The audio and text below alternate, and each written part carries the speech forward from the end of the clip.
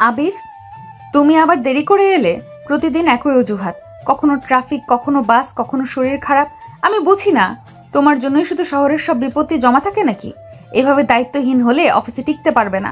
আমি চাই আমার স্টাফ সময় মতো কাজে আসুক, কারণ সময় মানে শৃঙ্খলা, আর সেটা ছাড়া কারোর কোনো উন্নতি হয় না।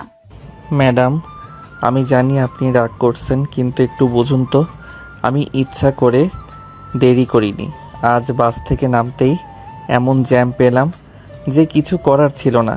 আমি চেয়েছিলাম ঠিক সময়ে পৌঁছাতে, কিন্তু সব সময় নিয়ন্ত্রণ তো আমার হাতে থাকে না। তারপরও আমি চেষ্টা করি অন্তত কাজটা যেন ভালোভাবে করতে পারি। আপনি যদি শুধু দেরির দিকে তাকান আর বাকি চেষ্টা দেখতেই না চান, তবে সেটা অন্যায় হয়ে যায় না? তুমি বুঝতে চাও না, তাই বারবার ভুল করো। আমি অজুহাত শুনতে পছন্দ করি না, কারণ অজুহাত মানুষ তখনই দেয় যখন কাজের প্রতি আন্তরিকতা থাকে না। তুমি যদি সত্যিই দায়িত্বশীল হতে, তাহলে আগে বের হতে, অন্য রাস্তা বেছে নিতে, যেইভাবেই হোক সময় মতো হাজির হতে। অফিসে পজিটিভ হলো সবচেয়ে বড় শক্তি। তাই আর কোনো বাহানা নয়, কেবল কাজ আর শৃঙ্খলা চাই আমি।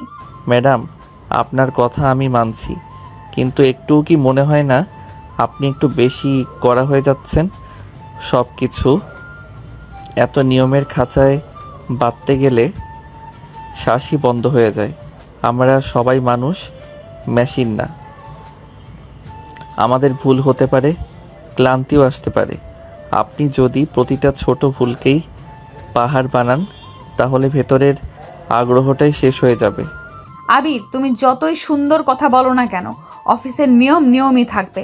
আমি এখানে বসে আছি অফিসের সেরা অবস্থানে। এই জায়গাটা পেতে আমি কত বছর পরিশ্রম করেছি জানো?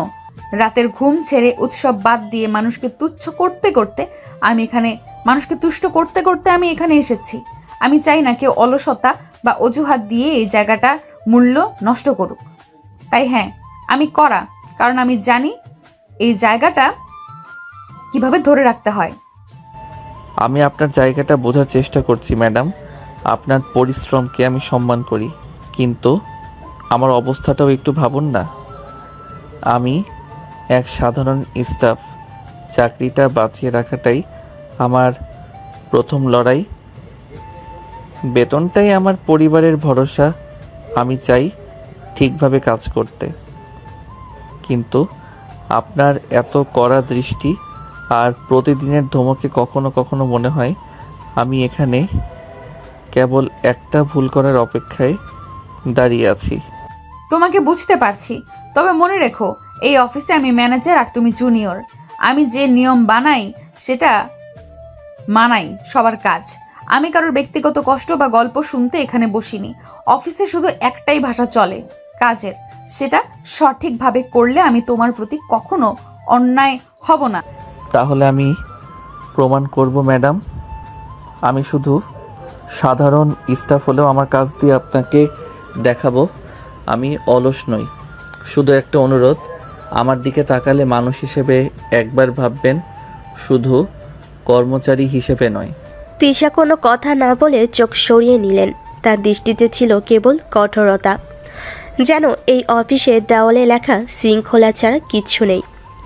আর আবির সাধারণ এক কর্মচারী হয়েও সাহস নিয়ে দাঁড়িয়ে রইল সেই চোখের সামনে। আবির, আমি মানুষ দেখি না, আমি দেখি কাজ। তুমি ভালো মানুষ হতে পারো, ভদ্র ছেলে হতে পারো, কিন্তু এই অফিসে আমি কেবল কর্মচারীকেই চিনব। আর সেই কর্মচারী যদি দায়িত্ব পালন করতে ব্যর্থ হয়, আমার কাছে তার কোনো দাম নেই। ঠিক আছে, আমি সেটা মেনে নিচ্ছি। তবে একটা কথা মনে রাখবেন, আমি যদি কাজ দিয়ে প্রমাণ করতে পারি, তখন আমাকে শুধু সাধারণ কর্মচারী বলে দেখবেন না। চারিদিকে চুপচাপ পরিবেশ, আর কর্মচারীরা গা বাজিয়ে কাজ করছে, যেন তিশার রাগের শিকার না হয়। তিশা অফিসের ম্যানেজার, সবাই তাকে ভয় পায়। হাসি ঠাট্টা, হালকা কথা, এসবের কোনো স্থান নেই তার টেবিলের সামনে। আমি চাই না আমার অফিসে অযথা কথা কাটাকাটি হোক। কাজ শুরু করো আবির, এটাই শেষ সতর্কবার্তা মনে করো। জি ম্যাডাম, কাজ শুরু করছি। তবে মনে রাখবেন, এই অফিসে একদিন আমি আপনার চোখে আলাদা হয়ে দাঁড়াবো। আবিরের কণ্ঠে হালকা চ্যালেঞ্জের সুর লুকানো ছিল। তিশা তা শুনেও ভুরু কুচকালেন না, বরং কাগজে চোখ নামালেন। তার চোখে যেন কেবল ফাইলার হিসাব, অথচ আবিরের চোখে তখন অন্য কিছু, এক অদ্ভুত দৃঢ়তা, এক অজানা রহস্য যেন বলছে ভুলে যাবেন না আমি কে। তিশার শীতল দৃষ্টি থেকে বাঁচতে আবির দ্রুত নিজের ডেস্কে গিয়ে বসল। মনে হচ্ছিল যেন তার সমস্ত শক্তি নিঃশেষ হয়ে যাচ্ছে। চেয়ারে বসে গভীর শ্বাস ছাড়ল। কপালের ঘাম মুছতে মুছতে চোখের কোণে একটুখানি বিরক্তি জমল, তবে ঠোঁটে ছিল হালকা হাসি। এমন অভ্যাস হয়ে গেছে যেন। ঠিক তখনই পাশ থেকে একজন সহকর্মী এগিয়ে এলো। নাম তার শাওন, বয়সে আবিরের চেয়ে একটু বড়। সবসময় হালকা মজার কথায় অফিসের চাপ হালকা করে রাখে সে। কি ভাই, আজকেও দেরি করে এসে ম্যাডামের বকা খেলেন বুঝি? সকাল সকাল পুরো অফিসে শুধু আপনার নামটা শোনা গেল। আরে ভাই বলবেন না, এই রাস্তায় যে পরিমাণ জ্যাম থাকে মনে হয় পুরো শহর একসাথে অফিসে নামছে। আমি যত তাড়াতাড়ি বের হই না কেন মাঝপথে এসে আটকে যাই, তারপর কি হবে জানিনি তো। ম্যাডামের কাছে আবারও ধরা খাই। তাহলে আরেকটু আগে বের হন না ভাই। প্রতিদিনের একই সমস্যা, প্রতিদিনের একই বকা। এটা তো আপনার কপালের রোজকার অংশ হয়ে গেছে মনে হয়। আগে বের হই বলছেন? তাহলে তো ঘুমই থাকবে না। তার চেয়ে বরং ধরে নিলাম আমার কপালে হয়তো তার বকাই লেখা আছে। প্রতিদিন সকালে একটা ডোজ না খেলে নাকি আমার দিনই শুরু হয় না। সত্যি ভাই, আপনিও না এভাবে নিলে তো কষ্টটাই মজায় পরিণত হবে। তবে একটা কথা বলি, আপনি বকা খেয়ে যতটা ভেঙে পড়েন তার চেয়ে বেশি দৃঢ় দেখায় আপনাকে। মনে হয় যেন ভেতরে কোথাও জেদ জমে যাচ্ছে। জেদ তো আছেই ভাই। আমি সাধারণ কর্মচারী হলেও একদিন প্রমাণ করব যে আমি শুধু সময়ের জন্য দেরি করা মানুষ না। আমি চাই একদিন যেন উনিও আমাকে আলাদা চোখে দেখেন। শাওন আবিরের মুখের দিকে তাকিয়ে হালকা অবাক হলো। ওর গলায় ছিল আত্মবিশ্বাসের ঝিলিক। দুজনেই হেসে নিল একসাথে। অফিসের ভারী পরিবেশ একটু হালকা হয়ে গেল। আচ্ছা ভাই, এত কড়া মানুষটাকে সামলাবেন কিভাবে ভেবেছেন? সামলাতে হবে না ভাই, সময় সামলাবে। শুধু অপেক্ষা করুন, আসল খেলা তো এখনো শুরুই হয়নি। দুজনের হাসিতে পুরো টেবিলের পরিবেশ বদলে গেল। তবে ভেতরে ভেতরে আবিরের মনে জন্ম নিচ্ছিল নতুন এক লড়াইয়ের প্রতিজ্ঞা। রাগী ম্যানেজার তিশা যেন তার কাছে শাস্তি নয়, বরং প্রমাণের নতুন চ্যালেঞ্জ। শাওন আর আবির তখন হাসাহাসি করছে। দুজনের গল্পের চারপাশে পাশে ভারী অফিসটাও কিছুটা হালকা হয়ে উঠেছিল। কিন্তু সুখের এই কয়েক সেকেন্ড বেশিক্ষণ টিকল না। করিডোর দিয়েই হাই হিলের শব্দ শোনা গেল। ধীরে ধীরে কাছে আসতেই সবাই নিস্তব্ধ হয়ে গেল। তিশা অফিসের ম্যানেজার, চোখে ঠান্ডা দৃষ্টি, ঠোঁটে কঠিন রেখা। এদিক দিয়ে হাঁটছিলেন তিনি। আবির আর শাওনের টেবিলের সামনে এসে দাঁড়াতেই তাদের হাসি জমে গেল মুখে। কি হচ্ছে এখানে? কাজ বাদ দিয়ে কিসের গল্প করছেন আপনারা? আমি কি অফিসে বসে বসে আপনাদের হাসাহাসি শোনার জন্য টাকা দিচ্ছি? আপনাদের এই ধরনের কাজের জন্যই তো আজ অফিসের এই হাল। অল্পতেই উৎপাদন কমে যাচ্ছে।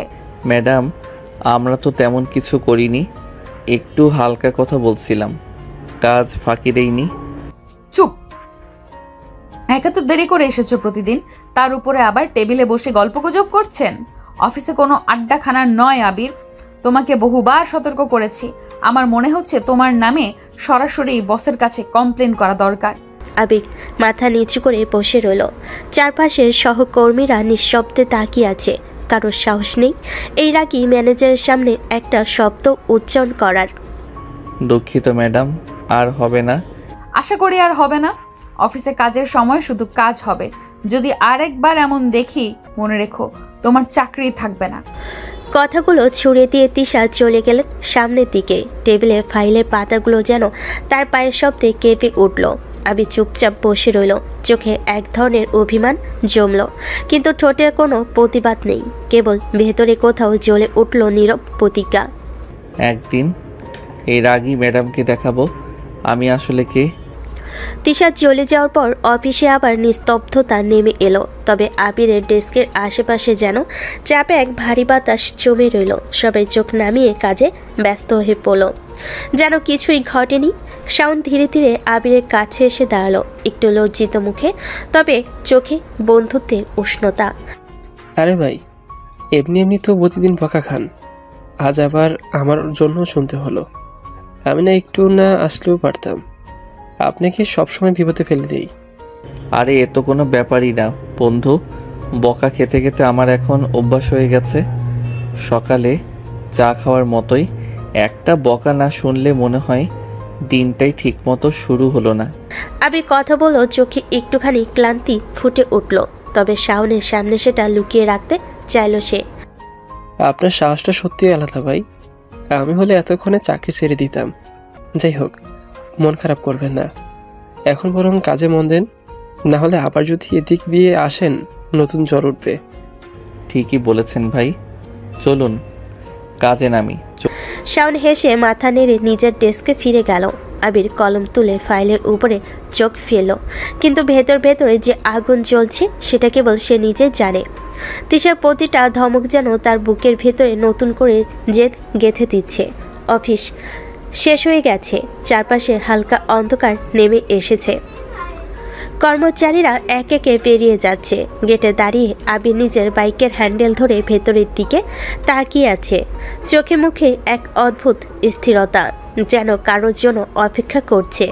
কিছুক্ষণ পরেই অফিসের প্রধান দরজা ঠেলে তিশা বের হলো। ফর্মাল শার্ট পরে, চোখে হালকা ক্লান্তি, তবুও তার দৃষ্টি দৃঢ়। সামনে দাঁড়িয়ে থাকা আবিরকে দেখে থেমে গেল এক মুহূর্তের জন্য। চলুন আমি আপনাকে বাসায় দিয়ে আসি। তিশা একটু অবাক হয়ে তাকালো, তারপর ঠান্ডা গলায় বলল, দরকার নেই, আমি একাই যেতে পারবো। আমি দিয়ে আসলে কি সমস্যা? আমি যেতে চাই না তোমার সাথে। বেশি কথা বলবেন না, আমি যখন বলেছি পৌঁছে দিয়ে আসবো, তার মানে দিয়ে আসবো। বেশি কথা না বলে বাইকে উঠুন। তুমি বেশি বাড়াবাড়ি করছো আবির। আবির এবার এক ভিন্ন দৃষ্টি নিয়ে তাকালো, চোখে এক অদ্ভুত রহস্যময়তা। আপনি বেশি বাড়াবাড়ি করছেন, আমার কথা না শুনলে কিন্তু মোটেও ভালো হবে না।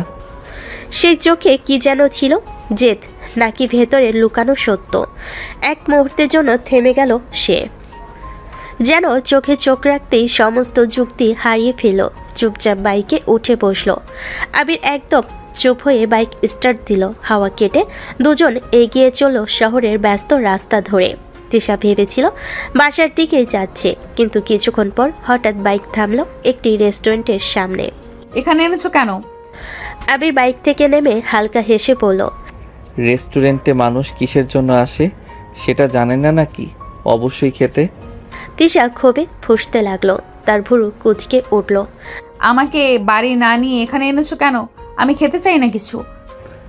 সবসময় অফিসের টেনশন, ঝগড়া, বকাঝকা নিয়ে থাকেন, একটু সময় নিজের জন্য দিন। আপনি খেতে চাইলে খাবেন, না চাইলে শুধু বসে থাকবেন। তিশা তার কথাই কিছুক্ষণ থম মেরে গেল। ভেতরে ভেতরে বিরক্তি থাকলো। আবির এসে নির্লিপ্ত অথচ দৃঢ়ভঙ্গি তাকে থামিয়ে দিল। রেস্টুরেন্টের ভেতরে হালকা আলো, চারপাশে মৃদু মৃদু মিউজিক বাজছে। কাছের টেবিলে তিশা আর আবির মুখোমুখি বসেছে। তিশার মুখে বিরক্তি স্পষ্ট, আর আবিরের ঠোঁটে একরাশ দুষ্টু হাসি। ওয়েটার এসে বিনয়ের সাথে অর্ডার নিয়ে চলে গেল। কিছুক্ষণ পরেই টেবিলে সাজানো হলো গরম গরম খাবার। স্যুপের গন্ধে ভরে উঠল চারপাশ। আবির স্বাভাবিক ভঙ্গিতে খাওয়া শুরু করলো, কিন্তু তিশা বসে আছে চুপচাপ, হাত দুটো টেবিলের উপর রাখা, চোখে রাগ, চোখ ভরা রাগ আর অসহায়তা। আবির খেতে খেতে তার দিকে তাকিয়ে হেসে বলল, কি ব্যাপার, আপনি কি খাবেন নাকি আমার চেহারা দেখবেন বসে বসে? তিশার চোখ মুখ লাল হয়ে উঠল, রাগী কণ্ঠে বলল, তোমার মতো বেয়াদবের চেহারা দেখার শখ নেই আমার। কি আর করা যাবে বলুন, শখ না থাকলেও তো আমাকে দেখতে হবে, কারণ আপনার সামনে তো আমি আছি। তিশার মুখে রাগ যেন চরমে উঠল। সে চোখ বড় বড় করে তাকিয়ে আছে আবিরের দিকে, গাল যেন জ্বলে যাচ্ছে রাগে। আবির কিন্তু সেই দৃষ্টি দেখে আরও দুষ্টু হেসে ফেলল। হঠাৎ এক মুহূর্ত দেরি না করে আবির প্লেট থেকে একটা চামচ খাবার তুলে নিয়ে সরাসরি তিশার মুখের দিকে বাড়ি দিল। তিশা না বলতে যাবে, কিন্তু আবির ঠোস করে খাবারটা তার মুখে ঢুকিয়ে দিল। তুমি কি পাগল নাকি? রাগে তার মুখ লাল হয়ে উঠল। চোখের নিচে পানি চলে এলো। আবির কিন্তু একদম ঠান্ডা স্বরে, যেন কিছুই হয়নি, ধীরে ধীরে বলল, আর রাগ না করে খান তো, না হলে কিন্তু বাসায় যেতে পারবো না। তিশা আবিরের দিকে তাকিয়ে থাকলো কয়েক সেকেন্ড। মনে হলো কিছু বলতে চাইছে, কিন্তু পারছে না। নিজের ভেতরের অদ্ভুত দ্বিধা আর রাগে চুপ হয়ে গেল। শেষমেশ সে প্লেটের দিকে হাত বাড়ালো। রাগে গুম গুম করে খেতে শুরু করলো তিশা, যেন খাবার নয়, আবিরকে শাস্তি দিচ্ছে খেয়ে খেয়ে। আবিরও চুপচাপ বসে খাওয়া চালিয়ে যেতে লাগলো। দুজনে নীরবতায় চারপাশ যেন আরো অদ্ভুত হয়ে উঠল। খাওয়া শেষ করে তিশা ধীর গলায় বলল, তাড়াতাড়ি আমাকে বাসায় দিয়ে আসো। আবির কিছুই বলল না, কেবল মাথা হালকা নেড়ে ইঙ্গিত করলো। বিল মিটিয়ে দাঁড়িয়ে গেল দুজনেই। রেস্টুরেন্টের দরজা ঠেলে বাইরের ঠান্ডা বাতাসে বেরিয়ে এলো তারা। বাইকে উঠে তিশা মুখ ঘুরিয়ে অন্যদিকে তাকিয়ে রইল। আবির হালকা হাসলো, কিন্তু এবার কিছু বলল না। ইঞ্জিন স্টার্ট হয়ে গেল আর বাইক ধীরে ধীরে অন্ধকার রাস্তা ধরে এগিয়ে চলল। শহরের আলো পিছনে পড়ে রইল, সামনে শুধু বাতাস আর নীরবতার স্রোত, যেখানে তিশার রাগ আর আবিরের রহস্যময়তা মিশে এক অদ্ভুত অচেনা মুহূর্ত তৈরি করেছিল। রাতের আকাশে হালকা বাতাস বয়ে যাচ্ছিল। আবির বাইকের হ্যান্ডেল ধরে দাঁড়িয়ে আছে তিশার বাড়ির গেটে। বাড়ির অন্দর থেকে দূরের বাতাসে তার হালকা আলো পড়ছে। বাইকের সামনে দাঁড়িয়ে আছে আবির। পুরো রাস্তা নীরব, শুধু শহরের দূরের আলো আর হালকা বাতাসের শব্দ। আর সামনে যেখানে যাচ্ছে তিশা, সেই শক্তিশালী রাগী ম্যানেজার, যাকে আজ সারাদিন ধরে আবিরের মনে অদ্ভুত আকর্ষণ তৈরি করেছে। তিশা বাইক থেকে নেমে দ্রুত বাড়ির দিকে হাঁটতে শুরু করলো। আবিরও তার পাশে এগোতে লাগলো। হঠাৎ এক অপ্রত্যাশিত মুহূর্তে আবির তার হাত ধীরে টেনে ধরলো। তুমি কি করছো আবির? তুমি কিন্তু বেশি বাড়াবাড়ি করছো। আমি যে বাড়াবাড়ি করছি না সেটা আপনি ভালো করেই জানেন। তিশা কিছু বলতে গিয়ে থেমে গেল। আবিরের চোখে সেই রহস্যময় দৃষ্টি। মুহূর্তের মধ্যে সে তিশার হাত ধরে ধীরে ধীরে টেনে নিজের কাছে আনলো। আর তারপর হঠাৎ তার ঠোঁট তিশার ঠোঁটের সাথে ঠোঁট ডুবিয়ে দিল। রাস্তায় বাতাস কেটে যাচ্ছিল, শহরের আলো দূরে, চারপাশ নীরব। অথচ সেই কয়েক মিনিট, 5 মিনিটের মতো যা ঘটল, সেটাই যেন সমস্ত রাতের আকর্ষণ, রাগ, উত্তেজনা সব মিলিয়ে এক অনির্বচনীয় মুহূর্ত হয়ে গেল। 5 মিনিট পরে আবির ঠোঁট সরিয়ে দিল। তিশা হঠাৎ ছেড়ে দিয়ে পিছু হটে গেল। তোমার এত বড় সাহস কি করে হলো আমাকে কিস করেছো? এত রাগ করেন কেন সারাদিন? তোমাকে আমি দেখে নেব। আমি তো চাই আপনি আমাকে দেখুন। তিশা আর কিছু বলল না। রাগে মুখ লাল, চোখে জ্বলন। চুপচাপ ভিতরে চলে গেল। আবির বাইকের পাশে দাঁড়িয়ে থাকলো। তার চোখে সেই অজানা রহস্য, রাগ, আকর্ষণ, উত্তেজনা সবই মিলিয়ে এক অদ্ভুত শান্তি আর নীরবতার মিশ্রণ। সারাদিনের গল্প, অফিসের ঝগড়া, রেস্তোরাঁর ঘটনা, সবকিছু এখন যেন তার চোখে শুধুই একটি রহস্যময় মুহূর্ত। রাতের হালকা বাতাস তার চুলে উড়িয়ে দিচ্ছিল। তিশা দ্রুত পা বাড়িয়ে সে ঘরের ভেতরে প্রবেশ করলো।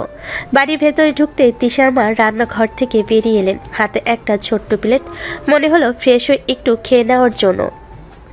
ফ্রেশ হয়ে এসে খেয়ে নে তৃষা, রাত তো এখন অনেক হয়ে গেছে। খেতে চাই না মা, খেয়ে এসেছি। আজ হঠাৎ খেয়ে এলি, কার সাথে খেলি? তিশা একটু থমকে চুপ করলো। রাগী মুখ আর লজ্জার মিশ্রণ। হঠাৎ মুখ ঝাপসা হয়ে গেল। তারপর রেগে কণ্ঠে বলল, আবির নিয়ে গেছিল রেস্টুরেন্ট। বলে সে দ্রুত সিঁড়ি চড়ে উপরে চলে গেল। পেছনে তার ধীরে ধীরে দৌড়ে যাওয়া পা এবং দ্রুত হৃদস্পন্দন যেন সব কিছু স্পষ্ট করে দিয়েছিল। তিশার মা কিছু না বলে মুচকি হাসি দিল। পরের দিন অফিসে দোতলায় আবারও ব্যস্ততা, সবাই ডেস্কে ব্যস্ত। কিন্তু আবির ঢোকার সময় যেন পুরো পরিবেশ বদলে দিল। আবির আবার দেরি করে ঢুকলো। চুল সামান্য এলোমেলো, চোখে অদ্ভুত এক চঞ্চলতা, কিন্তু তিশার চোখে আগুন আজও রাগে ভরপুর।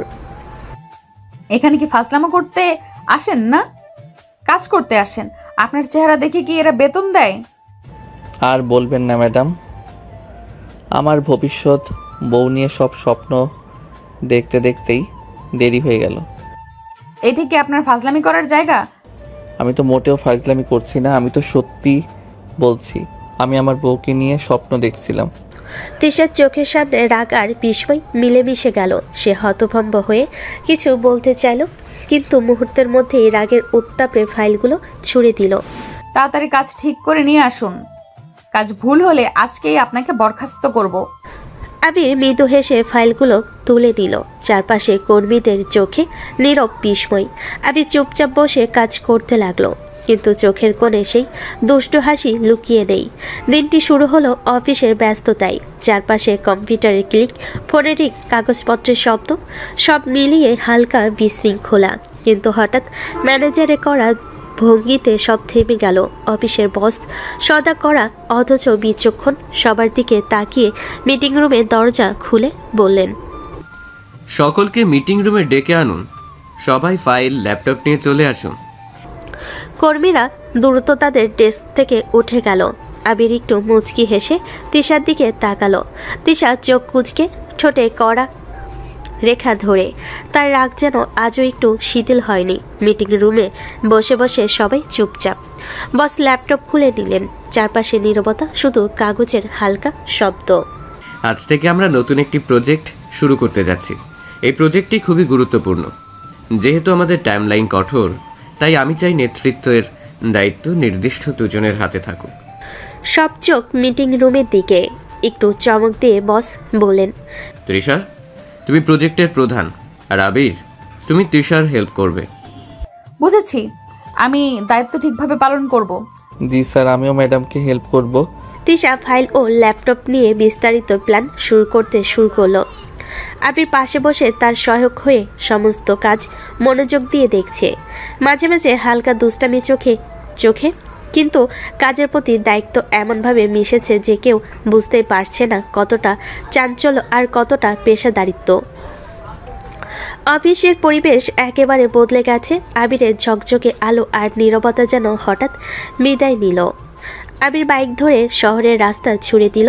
রাতের হালকা হাওয়া আর চুল ওড়াচ্ছিল। অফিসের দমবন্ধা পরিবেশ আর তিশার রাগ, সব কিছু এখন শুধু স্মৃতিতে রয়ে গেল। বাইকের স্টপেজের পরে আবির শহরের এক ছোট্ট ক্যাফেতে পৌঁছালো। সেখানে তার কয়েকজন বন্ধু বসে আড্ডা দিচ্ছিল। কিরে ভাই, এভাবে কতদিন চলবে? তোর কি মনে হয় না সবটা ঠিকঠাক করা উচিত? আবির চুপচাপ একটি চুমুক কফি নিল। তার চোখের মধ্যে কিছু একটা গভীর রহস্য ছিল। এক মুহূর্তে হালকা হাসি, আবার চোখে লুকানো ভাব। আমাদের হাতে সব সময় সব কিছু থাকে না। চাইলে তো ঠিক করা যায়। এত যদি সহজ হতো তাহলে সব কিছু আগেই ঠিক হতো। আবিরের কথার ভেতর একটা অদ্ভুত অন্তর্দৃষ্টি ছিল। বন্ধুরা হাসি ঠাট্টা করছিল, কিন্তু আবিরের চোখে সেই রহস্যময়তা যেন অচেনা এক গল্প বলছিল। এবার অন্তত চেষ্টা কর ঠিকঠাক করার। তোর কি মনে হয় আমি চেষ্টা করি না? আবিরের কথার মধ্যে যেন ছিল এক অদ্ভুত নিঃশব্দ চ্যালেঞ্জ। তার চোখে রহস্য, মুখে কেবল অল্প হাসি, আর ভেতরে আবেগ যেন গভীরে লুকিয়ে। তারপর তারা আরও নানান গল্প করতে লাগলো। শহরের রাত, বন্ধুত্বের হাসি, ছোট ছোট দুষ্টামি, কিন্তু সবসময় আবিরের চোখে লুকানো সেই অদৃশ্য রহস্য যেন সব কিছুর মধ্যে ভাসমান থাকলো। সকালটা হালকা মেঘলা। অফিসের কাছে জানালা দিয়ে সূর্যের প্রথম আলো ঢুকেছে। তিশা ডেস্কে বসে আছে, ফাইল ও ল্যাপটপে চোখ ঘোরাচ্ছে। কিন্তু 10টার সময় হয়ে গেল, আবির এখনো আসেনি। তিশার চোখে চোখে রাগের আগুন জ্বলছে। তিশা জানে সময় মানে শৃঙ্খলা। আবির দেরি তার ধৈর্যের পরীক্ষার মতো। তার ভেতরে রাগ আর হতাশা মিশে এক অদ্ভুত উত্তেজনা তৈরি করেছে। তিশা দ্রুত নিজের ফোন হাতে তুলে নিল। স্ক্রিনে আবিরের নাম দেখেই রেগে কল করলো। আবির, তুমি এখন অফিসে আসোনি কেন? ফোনে ওপাশ থেকে হালকা ঘুমের আওয়াজ। সরি ম্যাডাম, ঘুম থেকে উঠতে দেরি হয়ে গেছে, আমি এখনই আসছি। তিশা চোখ বড় করে ফোনের দিকে তাকালো। রাগ যেন চোখ থেকে বের হয়ে আসার উপক্রম। এটা কি মামার বাড়ির আবদার পেয়েছো? কাল বস আমাদের একটা প্রজেক্টের দায়িত্ব দিয়েছে, আর তুমি এখন পড়ে পড়ে ঘুমাচ্ছ? তুমি কি বুঝো এই প্রজেক্টের গুরুত্ব? এত দায়িত্ব নেওয়া সহজ মনে হচ্ছে? তোমার এই অবহেলায়, এই দেরি, সবই শুধু কাজের প্রতি তোমার উদাসীনতা দেখাচ্ছে। আমি আসছি ম্যাডাম, আমি এসে সমস্ত কাজ ঠিক করে দেব। তিশার আগে মুখ লাল হয়ে গেল। ফোন কেটে দিল। ফোনের লাইন থেমে গেল, কিন্তু রাগের চাপ এখনো বাকি। আবির হালকা হেসে নিজের চুল সামলালো। ফোন কেটে দেওয়ায় রাগ, তিশার কড়া স্বভাব আর অফিসের প্রজেক্টের চাপ সব মিলে আবিরের মধ্যে একটা অদ্ভুত উত্তেজনা তৈরি করলো। ঝটপট রেডি হয়ে চা না খেয়েই আবির বাইকের দিকে ছুটল। জুতো বাঁধলো, হেলমেট পরে স্টার্ট দিল বাইক। শহরের রাস্তা ভরে উঠল হালকা রোদ আর বাতাসের সঙ্গে। দুপুরের আলো পুরো অফিসকে উজ্জ্বল করে তুলেছে, কিন্তু আবির এখনও অফিসের দরজা দিয়ে ঢুকতে আসেনি। হঠাৎ বাইকের হেলমেট খুলে চুল সামান্য এলোমেলো আবির দৌড়াতে দৌড়াতে তিশার কেবিনের দিকে এগিয়ে গেল। আবিরের হাঁটা বা দৌড় সব কিছু যেন অস্থির। তার মনে এক অদ্ভুত উত্তেজনা আর চোখে এক অদ্ভুত রহস্যময়তা। কেবিনের দরজা খোলার সঙ্গে সঙ্গে তিশার চোখ ফেটে গেল। এখন 11টা বাজে, এখন তোমার আসার সময়। Sorry madam. আর একদিন যদি তোমার লেট দেখি, আমি তোমার নামে বসের কাছে কমপ্লেন করব। আবির মাথা নিচু করে রেখে ভয়ের মধ্যে হালকা হেসে ফেল, কিন্তু তার ভেতরে মনোযোগ যা সবসময় চঞ্চল এবার একেবারে নিয়ন্ত্রণে চলে এসেছে। এবার তিশা ধীরে ধীরে ফাইলগুলো ডেস্কের উপর সাজিয়ে আবির দিকে তাকিয়ে বলল, একে একে সমস্ত কাজ আমি তোমাকে বুঝিয়ে দিচ্ছি, প্রতিটি ডিটেলস মনোযোগ দিয়ে শোনো। আবির হাত দিয়ে সব ফাইলগুলো ধরে একে একে মন দিয়ে শুনল। কাগজপত্র, ডকুমেন্ট, সংখ্যা, ডেডলাইন সব কিছু তার চোখের সামনে পরিষ্কার হয়ে উঠল। সব ঠিক মনে রাখবে তো? এর পরের বার একটা ফাইল রেডি করে নিয়ে আসো। এর উপর একটা ফাইল রেডি করে নিয়ে আসো। এর উপর আমাদের প্রেজেন্টেশন দিতে হবে। Yes madam.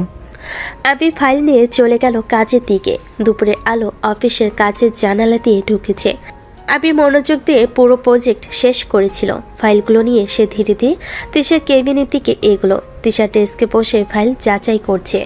তার চোখে কড়া মনোযোগ আর মুখে সামান্য চুপচাপ গম্ভীরতা।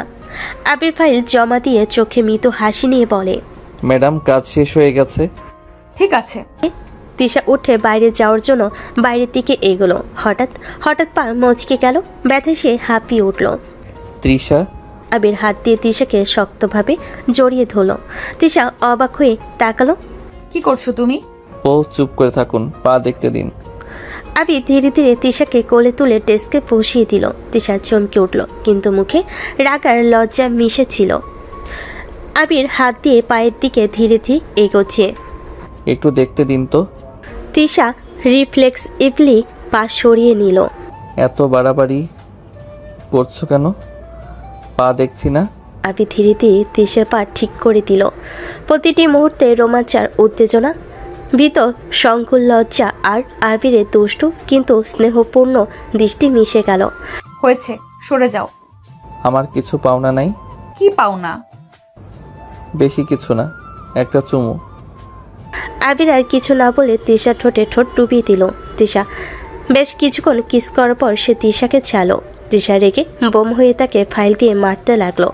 দুপুরের রোদ ঢুকে পড়েছে শহরের ব্যস্ত রেস্টুরেন্টে। আবির আর তিশা একসাথে প্রেজেন্টেশনের জন্য এসেছিল। টেবিলে বসে তিশা ফাইল খুলে ক্লায়েন্টদের সামনে সব কিছু সুন্দরভাবে ব্যাখ্যা করতে শুরু করলো। তার চোখে গভীর মনোযোগ, মুখে প্রফেশনাল দৃষ্টি। আবির পাশে বসে মৃদু সহায়তা করছিল। প্রয়োজনীয় তথ্য ল্যাপটপে স্লাইডস ঠিক রাখা, ক্লায়েন্টদের প্রশ্নের উত্তর দেওয়া। প্রেজেন্টেশন চলাকালীন আবিরও তিশার কাজের সমন্বয় এত নিখুঁত ছিল যে ক্লায়েন্টরা অবাক হয়ে দেখছিল। সত্যি আপনাদের প্রেজেন্টেশন অনেক ভালো লাগলো। আমরা খুবই সন্তুষ্ট। ডিল ফাইনাল করতে আমরা প্রস্তুত। প্রেজেন্টেশন শেষ হলো, ক্লায়েন্টরা সন্তুষ্ট হয়ে চলে গেল। তিশা নিজে উঠে রেস্টুরেন্টের বাইরে যাওয়ার জন্য এগোলো, কিন্তু হঠাৎ আবির হাত ধরে তাকে টেনে আবার বসালো। কি হলো? কেন টানটানি করছো? আবির হালকা মৃদু হাসি দিয়ে চোখে রহস্যময় দৃষ্টি। রেস্টুরেন্টে এসে না খেয়ে চলে যাবেন? কফি তো খেলাম। শুধু কফি খেলে হবে না, অন্য কিছু খেতে হবে। হঠাৎ রেস্টুরেন্টের দরজা খুলে আবির বোন আরু প্রবেশ করলো। তার চোখে উজ্জ্বলতা আর চেহারায় অল্প বিস্ময়। আরে তুমি এখানে? হ্যাঁ, একটা কাজ ছিল তাই এসেছি। তুমি বাড়িতে আসছো না কেন বলো তো? তোমার বাড়িতে যাওয়ার ইচ্ছেটাই মরে গেছে। দু একটা কারণে এভাবে সম্পর্ক নষ্ট করলে চলে? আসতে ভয় পাই। তোমাদের বাড়িতে যাওয়ার ইচ্ছেটাই মরে গেছে। তোমার কিসের ভয়? ভয় না করলে তো অবশ্যই আসতেন। আপনি তো আমার থেকে পালিয়ে বেড়াতে চান। আর তোমরা ঝগড়া করো না তো। তারপর আরও নিচে বসে আর আড্ডা দিতে লাগলো। ভাইয়া খাবার অর্ডার করো, আমার খুব ক্ষুধা লেগেছে। আবির হালকা হাসি দিয়ে খাবারের মেনু খুললো। এরপর তিশার দিকে চোখ মারলো। চোখে সেই অদ্ভুত রহস্যময়তা আর ঠোঁটে দুষ্ট হাসি। রেস্টুরেন্ট টেবিলে খাবার চলছিল, আরও খিদে মেটাচ্ছিল আর খেতে খেতে হঠাৎ তিশার দিকে তাকালো। পরশু আমার বার্থডে, তোমাকে কিন্তু আসতেই হবে। না না, আমার কাজ আছে। তুমি যদি না আসো আমি জীবনেও তোমার সাথে আর কথা বলবো না। আরুর কথাই তিশার চোখে হালকা অবাক ভাব দেখা গেল। সে চুপচাপ খাবার চিবুচ্ছিল আর মুখে সামান্য রাগ। আবির হালকা হাসি দিয়ে চোখে রহস্যময়ী দৃষ্টি নিয়ে বলে, তুই চিন্তা করিস না আরু, ওকে কি করে আনতে হয় তা আমার জানা আছে। আমি ওকে ঠিকই নিয়ে আসবো। ঠিক আছে ভাইয়া, থ্যাংক ইউ। আমি কিন্তু সত্যিই আসবো না। সেটা সময় হলে দেখা যাবে। তাদের কথোপকথনের মাঝে রেস্টুরেন্টের হালকা কোলাহল, খাবারের খটখট আর পাশে বসা আরু সব মিলিয়ে একটি মিশ্র আবেগ সৃষ্টি করলো। তিশা, আবির আর আরু ধীরে ধীরে খাবার শেষ করলো। কথোপকথনের মধ্যে ছোট ছোট হেসে খাওয়া, দুষ্ট চাহনি আর গম্ভীর রাগ সব মিলিয়ে তাদের দিনের গল্পকে আরও রঙিন করে তুলল। দুদিন পরে শুক্রবার সকাল থেকেই আবিরের বাড়িতে আয়োজন চলছে। ঘর জুড়ে রঙিন বেলুন, কেক, ফুল আর ছোট ছোট সাজসজ্জা। আজ আরুর জন্মদিন। আবিরের অফিস বন্ধ, সে বাড়িতে থাকছে। পুরো পরিকল্পনা মনে মনে সাজিয়ে রেখেছে। আরও রেডি হয়ে চুল সামলে হালকা সাজের সঙ্গে হাসিমুখে ভাইয়ের কাছে এলো। ভাইয়া, তৃষা আপু কিন্তু এখনো আসলো না। আবির ঘড়িতে চোখ মিলে দেখলো সন্ধ্যা হয়ে আসছে। একটু হাসি ছড়িয়ে পড়ল। আচ্ছা ঠিক আছে, তুই চিন্তা করিস না আরু, আমি নিয়ে আসছি। সঙ্গে সঙ্গে আবির দ্রুত ফ্রেশ হয়ে বাইক ধরল। হেলমেট পরে স্টার্ট দিল বাইক। রাস্তা পেরিয়ে শেষ তিশার বাড়ির দিকে ছুটল। বাড়িতে ঢোকার সঙ্গে সঙ্গে তিশার মা আবিরকে দেখে চোখ ঝলমল করতে লাগলো। আবির বাবা, কতদিন পর আসলে? আসলে ব্যস্ততার কারণে আসা হয় না। আপনারা এখনো আমাদের বাড়িতে যাননি কেন? আপনাদের দাওয়াত দেননি? আসলে বাবার শরীরটা একটু খারাপ, আর তৃষার বাবা অফিসে, তাই আর যাচ্ছি না। কিছু মনে করো না বাবা। আবির একটু চুপচাপ ভাবলো, তারপর বলল, তৃষা কোথায়? দেখো রুমে আছে, কখন থেকে বলছি তৈরি হয়ে যাওয়ার জন্য, কিন্তু যাচ্ছে না। দেখো নিয়ে যেতে পারো নাকি? আবির ধীরে ধীরে তিশার রুমের দিকে এগোলো। তার চোখে উদ্দীপনা আর ঠোঁটে অল্প রহস্যময় হাসি। তিশার রুমের দরজার দিকে এগোনোর প্রতিটি পদক্ষেপ যেন ঘন্টা শুনেছে। আজকের দিনটা শুধু আরও নয়, বরং আবিরের পরিকল্পনা আর তিশার রাগ ও আগ্রহের মিশ্রণ হয়ে উঠবে এক অবিস্মরণীয় মুহূর্তে। রুমের আলো নরম, সূর্যের শেষ আলো জানালা দিয়ে ঢুকছে। তিশা শুয়ে শুয়ে ফোনে কিছু টিপছিল। হঠাৎ দরজায় শব্দ হলো। আবির ধীরে ধীরে রুমে ঢুকলো, দরজা বন্ধ করে দিল। তিশা চমকে লাফ দিয়ে বসে, চোখে রাগ ও অবাক ভাব। তুমি এখানে এসেছো কেন, আর দরজা বন্ধ করছো কেন? আবির নরম কিন্তু দৃঢ় কণ্ঠে ধীরে ধীরে তিশার দিকে এগোচ্ছে। হাঁটতে হাঁটতে সে একদম তিশার কাছে চলে এলো। তারপর বিছানায় বসে বলল, আপনি এখনো যাননি কেন আমাদের বাসায়? আমার ইচ্ছে করে না, তাই যাইনি। সব কিছু ইচ্ছায় অনিচ্ছার উপর নির্ভর করে না। ওখানে যাওয়া আপনার দায়িত্ব ছিল। আমার কোনো দায়িত্ব নেই। আবির হালকা ধাক্কা দিয়ে তিশাকে খাটে শুয়ে দিল। তারপর নিজেও ধীরে ধীরে শুয়ে পড়ল তিশার পাশে। আবির রহস্যময় চোখে দুষ্ট হাসি দিয়ে বলে, তাহলে আপনি বোধহয় ওখানে না গিয়ে এখানেই কিছু করতে চাচ্ছেন। আমার তো তাহলে আপনার সঙ্গ দেওয়া উচিত। এই বলে আবির ধীরে ধীরে তিশার গলায় মুখ ডুবিয়ে দিল। তিশার সারা শরীরে কেঁপে উঠল রাগ আর লজ্জার মিশ্রণে। কি করছো আবির? সরো। আমি সরতে আসিনি, আমি আদর করতে এসেছি। এই বলে আবির ধীরে ধীরে তিশার ঠোঁটে ঠোঁট ডুবিয়ে কিস করতে লাগলো। তিশা সারা শরীরে হাত দিয়ে আবিরের স্পর্শ অনুভব করছিল। হৃদয় দ্রুত ধকধক করছিল, রাগ আর লজ্জা মিশে উত্তেজনায়। রুমে নীরবতা, সূর্যের শেষ আলো আর আবির তিশার ঘনিষ্ঠতা সব মিলে এক রোমান্টিক মুহূর্তে পরিণত হলো, যা শুধু তাদের দুজনেরই মনে লুকিয়ে থাকবে। রুমে নরম আলো পড়ছিল। আবির ধীরে ধীরে তিশার পাশে বসে তার জামার মধ্যে হাত দিয়ে দিল। তিশা কাঁপতে কাঁপতে চোখে লজ্জা আর রাগের মিশ্রণ নিয়ে বলল, প্লিজ সরো আবির। কিন্তু আবির কোনো কথাই শোনে না। তার চোখে দুষ্ট হাসি আর সে তিশার গলায় নরমভাবে চুমু দিচ্ছিল। আবির নরম শান্ত কণ্ঠে, চোখে রহস্যময়তা। আমাকে সরাতে পারবেন না?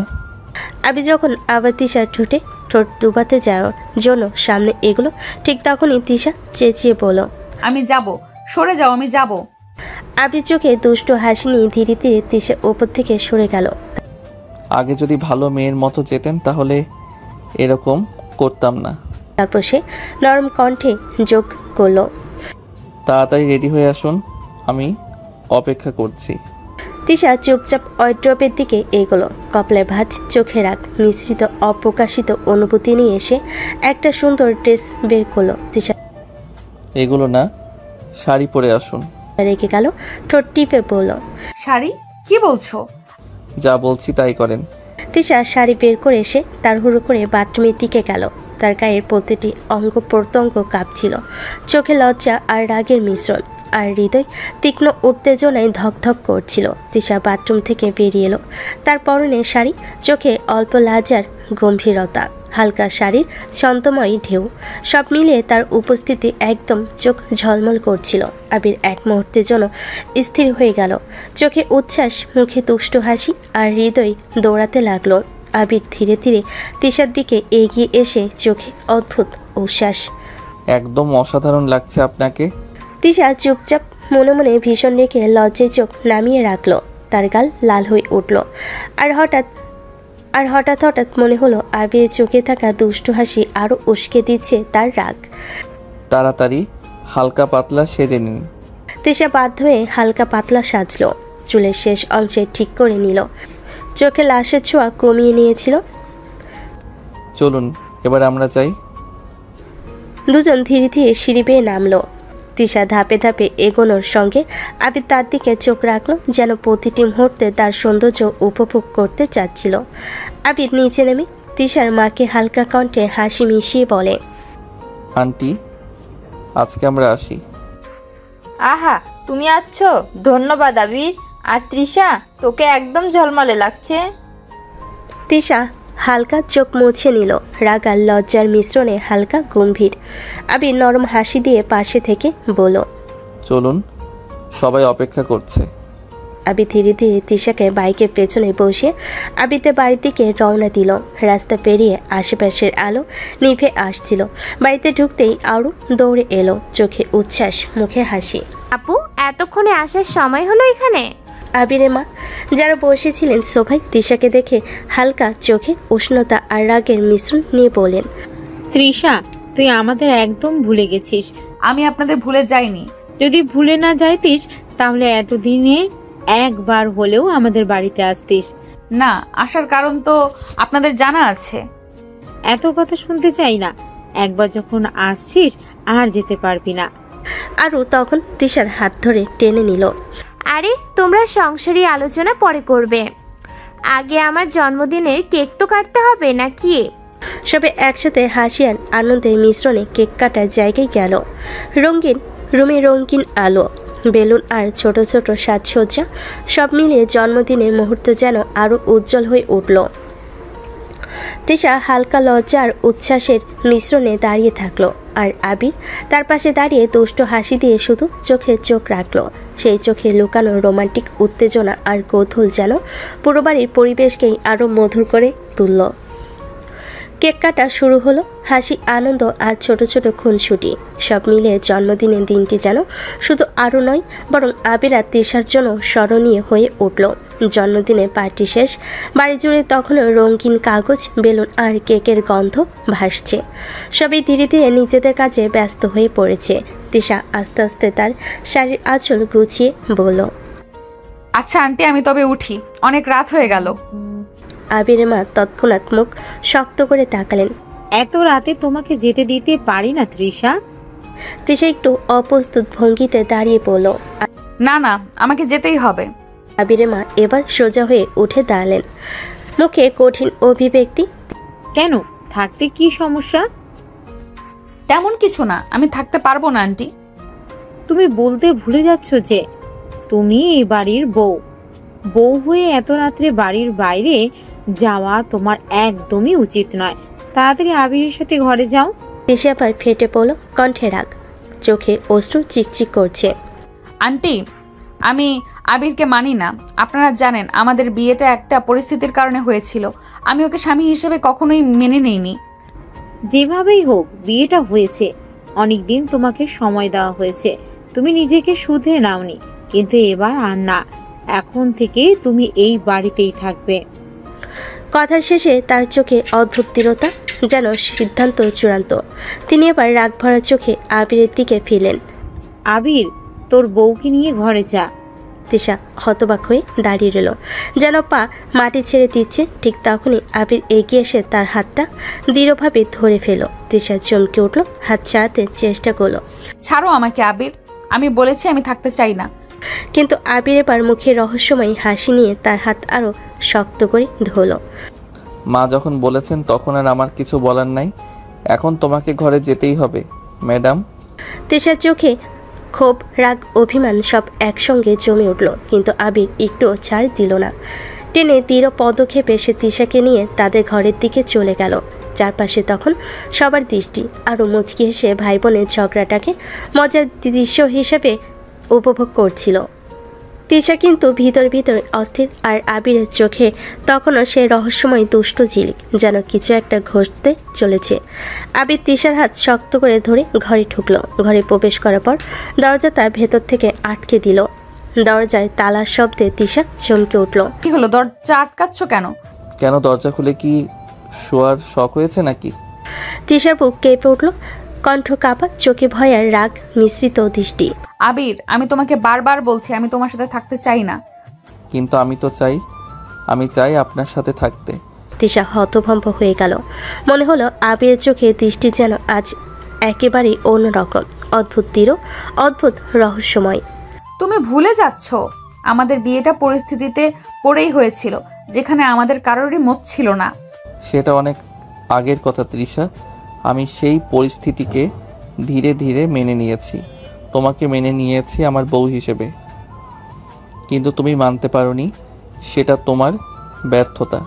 1 বছর হয়ে গেল, তবু তুমি একই জায়গায় দাঁড়িয়ে আছো।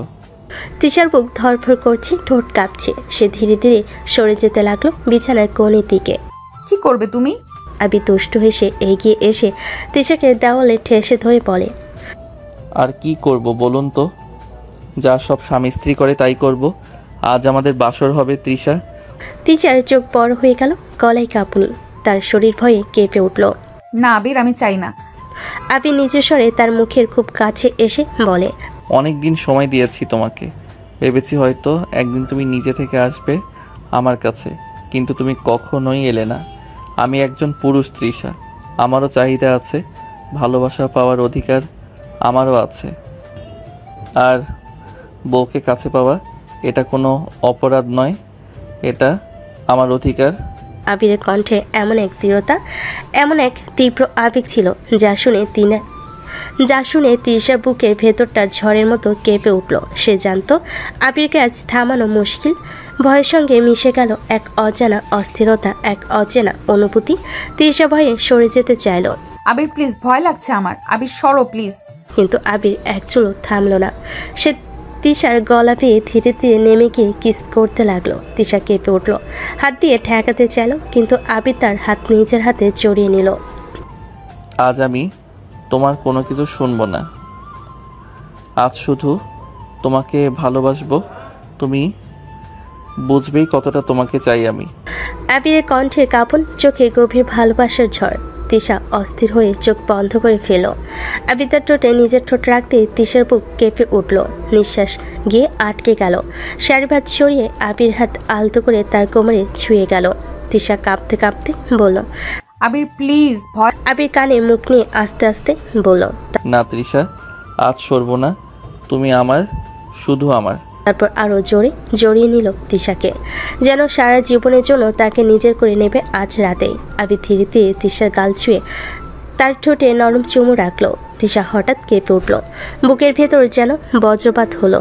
কাঁপা কাঁপা গলায় ফিস ফিস করে বলল, ভয় লাগছে আমার, সময় দাও আমাকে। আবির তার কপালের ওপর ঠোঁট ছুঁয়ে দিল, মৃদু হাসলো, কণ্ঠস্বর যেন অদ্ভুত কোমল, অথচ পুরুষোষিত দৃঢ়তায় ভরা। ভয় পেও না জান, আমি তোমাকে কোনো কষ্ট দেব না, ব্যথা দেব না, শুধু ভালোবাসবো। তিশার হাত নিজের হাতে শক্ত করে ধরে রাখলো সে, যেন তাকে আশ্বস্ত করছে। তারপর ধীরে ধীরে তিশার চোখ, গাল, নাক প্রতিটি কোণে আলতো চুমু দিয়ে গেল। তিশা ভয়ে শিউরে উঠছিল ঠিকই, কিন্তু আবিরের কণ্ঠ আর তার কোমল স্পর্শে একটা অদ্ভুত নিরাপত্তাবোধ জেগে উঠছিল তার ভেতরে।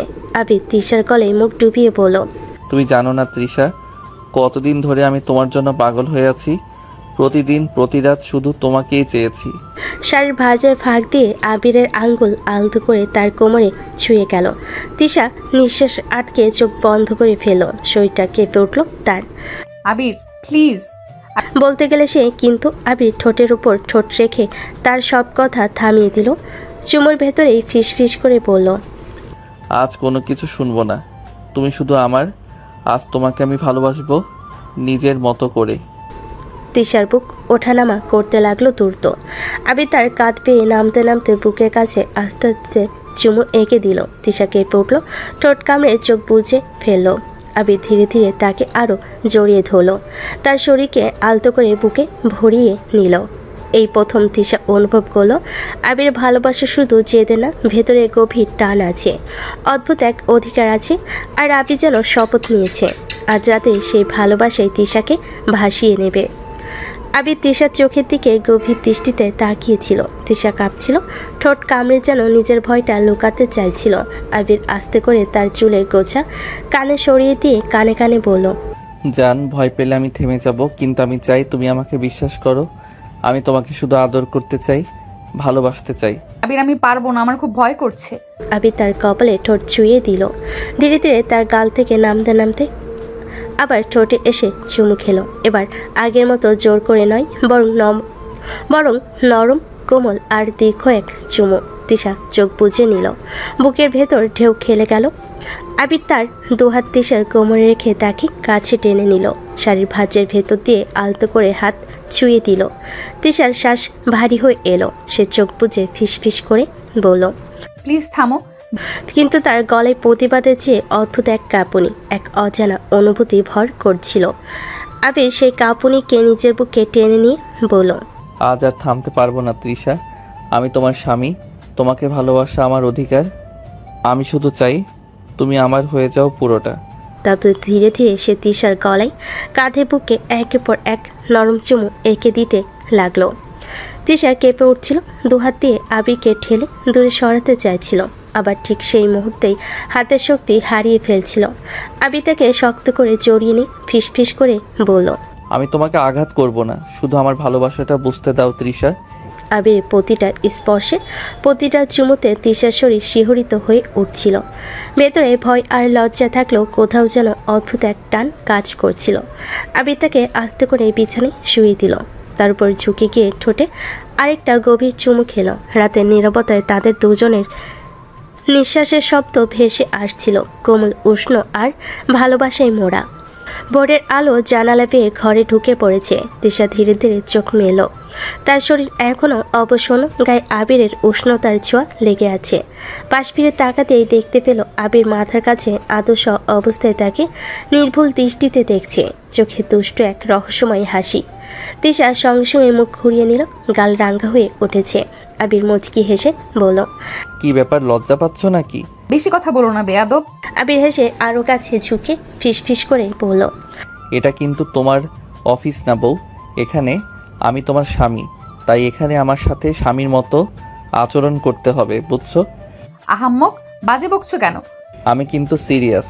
আর একটা কথা মনে রেখো, তুমি যত রাগ করবে আমি তত বেশি আদর করব। তিশা চাদর টেনে মুখ ঢাকতে চাইল। চুপ করো, আর একটা শব্দ করো না। আবির দুষ্ট হেসে বিছানার পাশে দাঁড়ালো। আচ্ছা আচ্ছা, কিন্তু একটা কথা বলো, এখন কি করবে?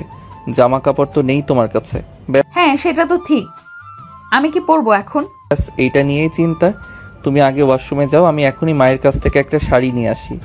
তুমি মায়ের কাছে গিয়ে আমার জন্য শাড়ি চাইবে? হ্যাঁ অবশ্যই, এখন থেকে তুমি এই বাড়ির বউ, বউয়ের জন্য কিছু আনতে কারো কাছে অনুমতি লাগে না। তিশা হঠাৎ মুখ নামিয়ে ফেল, ঠোঁটে হালকা একটা কাঁপুনি, গাল গরম। লজ্জে সে আর কিছু বলল না, আস্তে করে উঠে ওয়াশরুমের দিকে চলে গেল।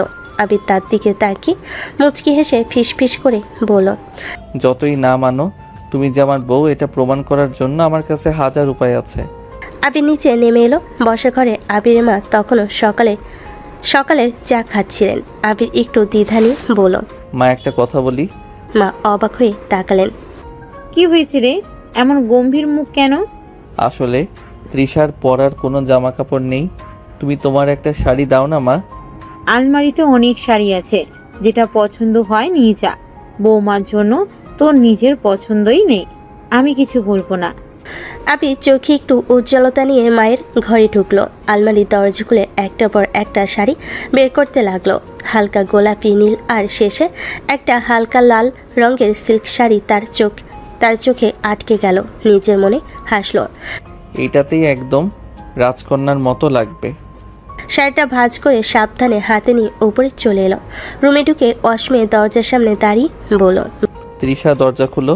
ভেতর থেকে তৃষার কণ্ঠ একটু ভেজা গলায়, কি হয়েছে আবার? তোমার জন্য রাজকন্যার পোশাক নিয়ে এসেছি। ধীরে ধীরে দরজা খুলল তৃষা। ভেতর থেকে স্নান করা চুলের ফোঁটা গড়িয়ে পড়ছে কাঁধে। আবির চোখ মুহূর্তের জন্য থেমে গেল তার উপর। তারপর নিজেকে সামলে বলল, নাও, মার আলমারি থেকে বেছে এনেছি, আশা করি আমার পছন্দ খারাপ না। তৃষা শাড়িটা হাতে নিয়ে তাকালো, চোখে হালকা বিস্ময়, গলায় কাঁপুনি। তোমার পছন্দ সত্যি খারাপ না, কিন্তু এসব পড়তে হবে না আবির। আমি যা করি মন থেকে করি। এবার তাড়াতাড়ি রেডি হও, না হলে মা ভাববে আমি আবার ঘরে কিছু প্ল্যান করছি। তোমার মুখটা একদম সহ্য হয় না। সহ্য না হলেও এখন থেকে প্রতিদিন এই মুখই দেখতে হবে মিসেস আবির। তৃষা কিছু না বলে দরজা বন্ধ করে দিল। আবির বাইরে দাঁড়িয়ে রইল, ঠোঁটে সেই একই রহস্যময় হাসি, যেন লজ্জার আড়ালে ধীরে ধীরে জন্ম নিচ্ছে এক মধুর বন্ধন। তৃষা ধীরে ধীরে বাথরুম থেকে বেরিয়ে এলো। ভেজা চুল কাঁধে ঝুলে আছে, কপালের পাশে কয়েকটা চুল লেগে আছে জলের ফোঁটায়। গায়ে লালচে গোলাপি রঙের সিল্ক শাড়ি যেন ভোরের সূর্যের মতো ঝলমল করছে। আবির হালকা শব্দ শুনে ঘুরে তাকাতে চোখ থেমে গেল তৃষার উপর। এক মুহূর্তের জন্য নিঃশ্বাস বন্ধ হয়ে গেল তার দৃষ্টি এমনভাবে আটকে গেল যে তৃষা একটু অস্বস্তিতে পড়ে গেল। ধীরে বলল, এমনভাবে তাকিয়েছো কেন? কারণ এই প্রথমবার মনে হলো আমি সত্যি ভাগ্যবান, আপনি এত সুন্দর হতে পারেন সেটা আগে বুঝিনি। বেশি বাড়াবাড়ি করো না। আচ্ছা আচ্ছা, আপনি একটু বসুন, আমি 5 মিনিটে ফ্রেশ হয়ে আসছি। তৃষা ড্রেসিং টেবিলের সামনে গিয়ে বসলো। বড় আয়নায় নিজের প্রতিচ্ছবি দেখলো। চোখে একটু লজ্জা, ঠোঁটে হালকা হাসি। তার নিজের মনেও যেন কিছু একটা পরিবর্তন হচ্ছে, কিন্তু সে নিজেকে বোঝাতে পারছে না ঠিক কি সেটা। ওদিকে আবির বাথরুমে ঢুকে গেল। পানির শব্দ আর ঘরের নরম আলো সব মিলিয়ে পরিবেশটা যেন অন্যরকম লাগছে। প্রায় 10 মিনিট পরে আবির বেরিয়ে এলো। চুল ভেজা, গায়ে সাদা শার্ট, হাতার বোতাম খোলা, মুখে সেই চেনা দুষ্টু হাসি। তৃষা মুখ ফেরালো, কিন্তু আবির একদম কাছে গিয়ে বলল, এখন ঠিক হয়েছে, রাজকন্যার সঙ্গে মানাবে এমন রাজপুত্র তো হতে হবে, তাই না? তোমার এসব কথা না বললেই পারতে। কিন্তু চুপ থাকলে তো আপনার হাসিটা মিস করতাম। তৃষা কিছু না বলে বাইরে চলে গেল। আবির পেছন পেছন নিচে নামলো। ড্রয়িং রুমে আরও তখন কেকের বাক্স সাজাচ্ছিল। ওদের দুজনকে একসাথে দেখে আরও হা করে তাকিয়ে বলল, ও মা, তোমাদের দুজনকে আজ মনে হচ্ছে রাজপুত্র আর রাজকন্যা একসাথে নামছে কোনো সিনেমা থেকে। তৃষা লজ্জায় মাথা নিচু করে ফেল। আর আবির দুষ্টু হেসে বলল, বলেছিলাম না আপনার বউকে দেখে চোখ সরিয়ে দেখতে পারবে না। ঠিক তখনই আবির মা এগিয়ে এলেন, চোখে তৃপ্তি আর মুখে হাসি নিয়ে বলেন, আহা, তোমরা দুজনকে একসাথে দেখলে মনে হয় ঘরটা আলোকিত হয়ে গেছে। এইভাবে তো সংসার মানায়। তৃষা কিছু বলতে পারল না। মায়ের কথায় তার মুখের কোণ লজ্জার ছায়া, চোখের ভেতরে অজানা ঝিলিক। আবির ধীরে পাশে গিয়ে বলল, শুনলেন তো মা, ও এখন আমাদের জুটি হিসেবে মেনে নিলেন। এখন চুপ করবে? আপনি যত রাগ করেন ততই আপনাকে ভালো লাগে। ভাইয়া প্লিজ, এখন তো অন্তত সিনেমার মতো সংলাপ দিও না। সবে হেসে উঠল আর ঘরটা ভরে গেল এক অজানা উষ্ণতায়, যেখানে রাগ, লজ্জা, ভালোবাসা আর সম্পর্কের বন্ধন একসাথে মিশে তৈরি করছিল এক নতুন সকাল।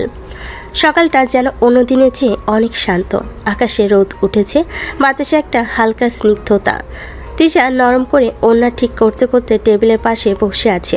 আবির মা টেবিল সাজাচ্ছেন, পাশে আরও ব্যস্ত চা ঢালছে। খাওয়া দাওয়া শেষ হতে তিশা ধীরে গলা নামিয়ে বলল, আন্টি আমি এবার অফিসে যাব, আজ একটা জরুরি মিটিং আছে।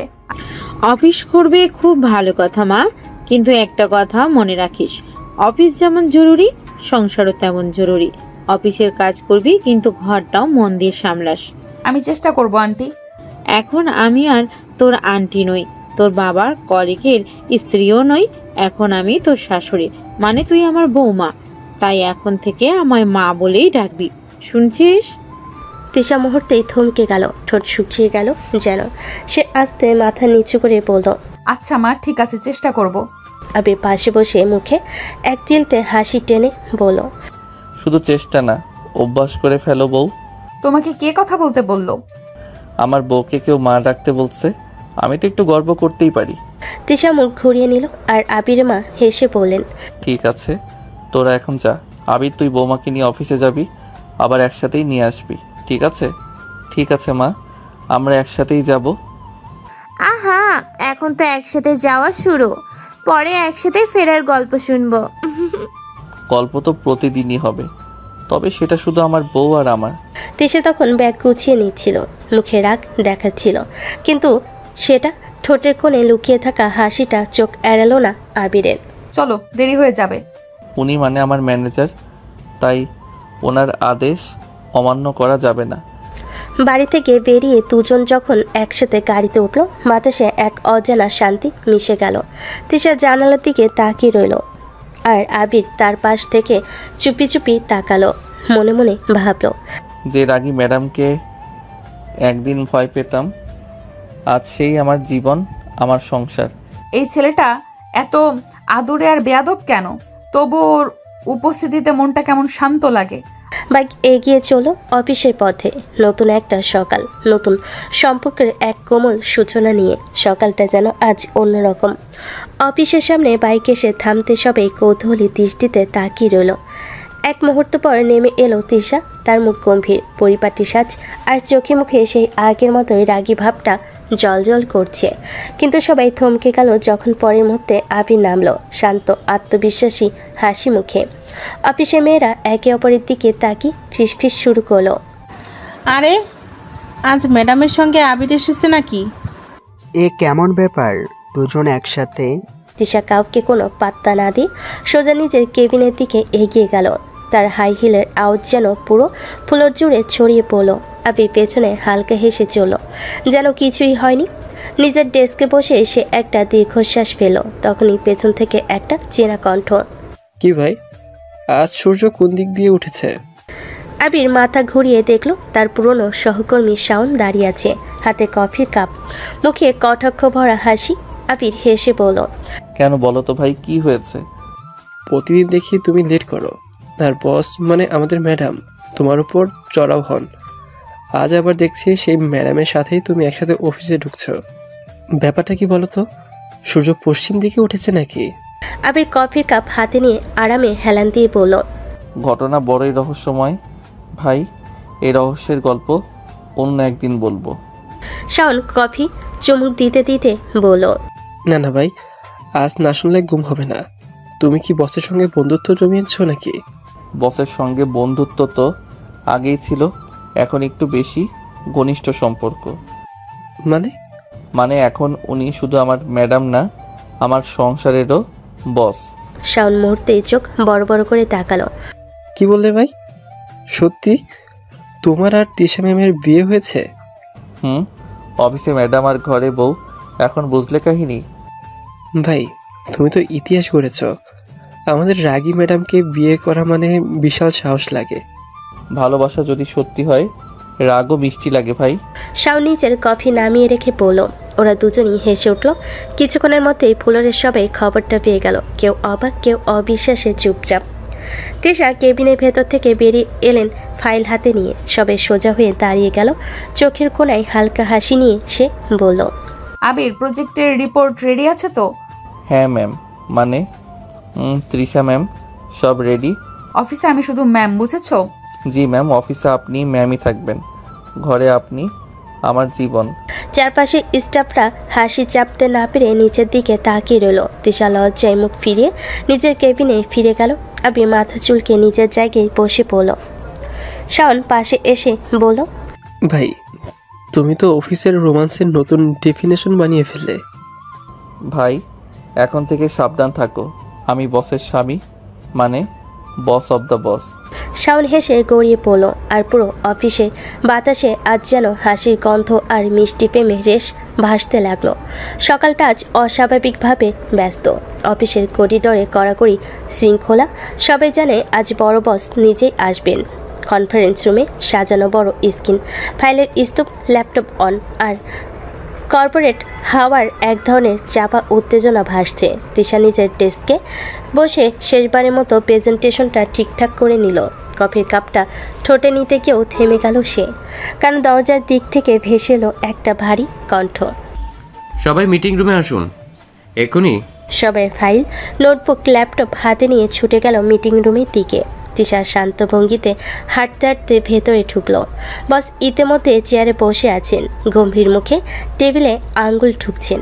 আবিরও রুমের এক কোণে চুপচাপ বসে আছে, চোখে অদ্ভুত এক গর্বের ঝিলিক। কারণ তার স্ত্রী আজ অফিসে প্রেজেন্টেশন দেবে। বস বললেন, মিস তৃষা, আপনি শুরু করুন, আমরা সবাই আপনার প্রজেক্ট প্ল্যান শুনতে চাই। তৃষা আত্মবিশ্বাসী কণ্ঠে উঠে দাঁড়ালো, চোখের কোণে এক চিলতে হাসি নিয়ে প্রজেক্টর স্লাইড অন করলো। রুমের আলো মিলান হয়ে গেল। প্রজেক্টর স্ক্রিনে ভেসে উঠল তার কাজের পরিকল্পনা। সে বলতে শুরু করলো, স্যার, এই প্রজেক্টের মূল লক্ষ্য হচ্ছে আমাদের ক্লায়েন্টদের সাথে দীর্ঘমেয়াদী পার্টনারশিপ গড়ে তোলা।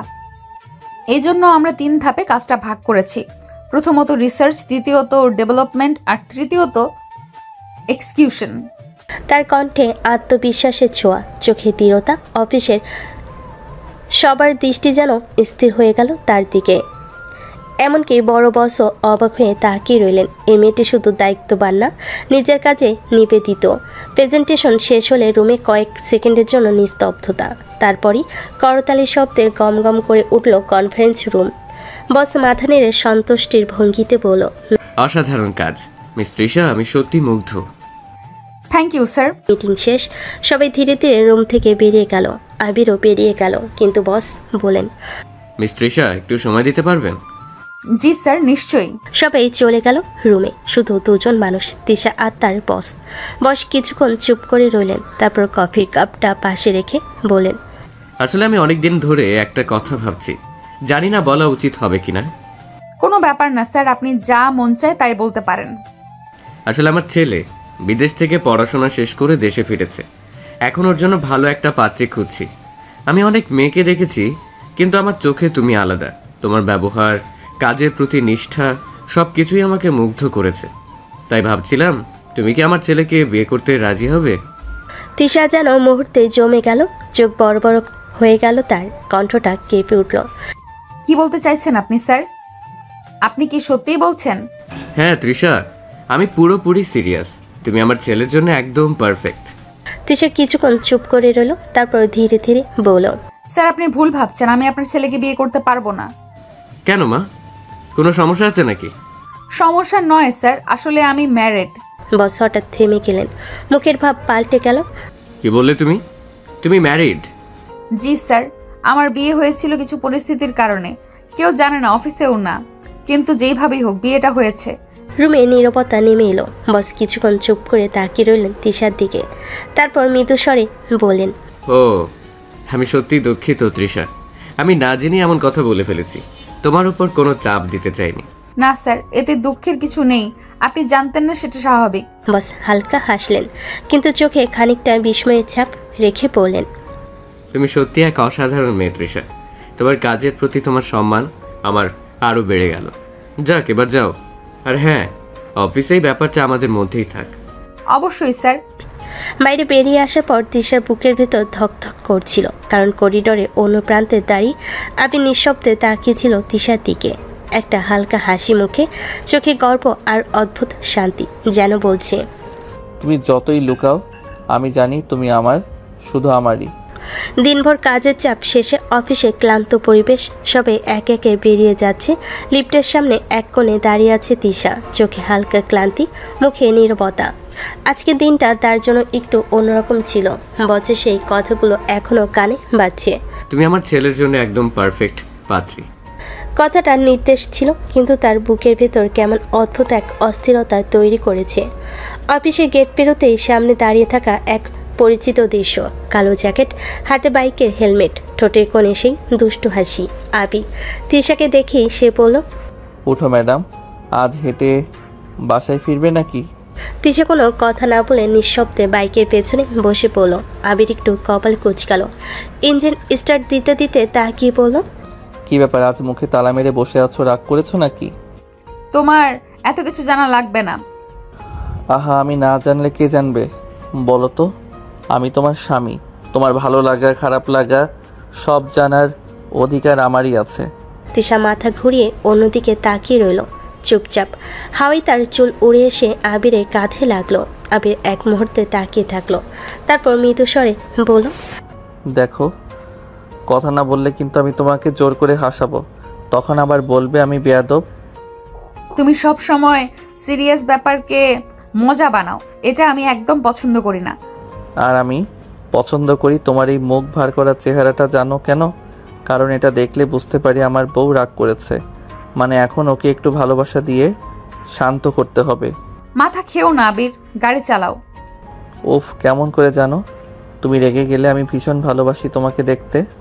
তোমার চোখ দুটো তখন যেন একদম আলাদা রঙে জ্বলে ওঠে। কথা না বললে কি মরবে তুমি? তোমার মুখ থেকে কথাটা শুনলেই মনে হয় বেঁচে আছি। তিশা ঠোঁট কামড়ে ফেল, কিন্তু মুখ ঘুরিয়ে নিল। বাইকটা চলছে শহরের ব্যস্ত রাস্তায়, হালকা সন্ধ্যার আলো, বাতাসে গন্ধ, রাস্তার দুপাশে জ্বলে উঠছে লাইট।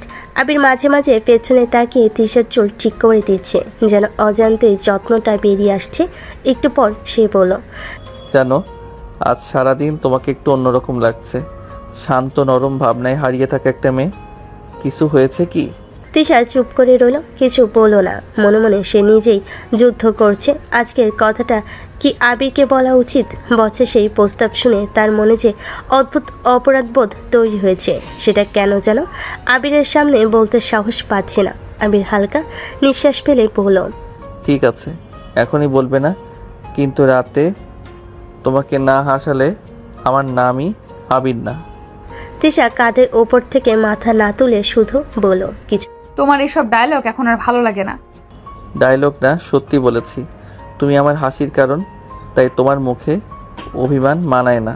কিছুক্ষণ পর বাইকটা থামলো তাদের বাড়ির গেটের সামনে। তিশা চুপচাপ নেমে ভেতরে ঢুকে গেল।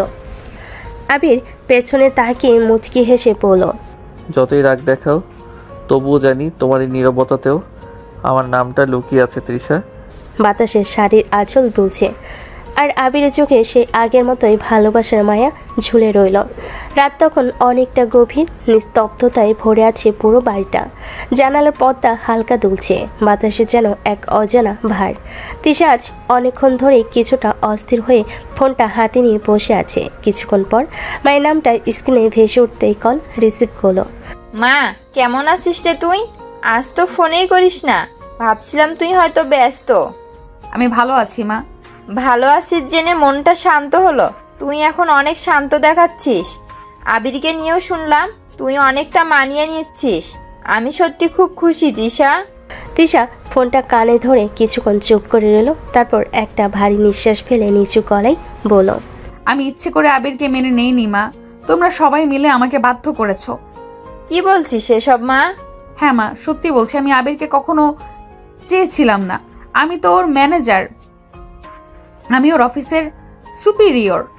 একটা কর্মচারীকে আমি বিয়ে করব, এটা আমি কল্পনাও করিনি।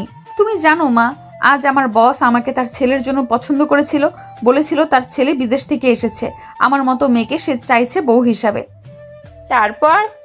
তারপর কি মা, যদি তোমরা জোর না করতে আমি হয়তো এখন এমন একজন মানুষের স্ত্রী হতাম যাকে নিয়ে গর্ব করা যায়।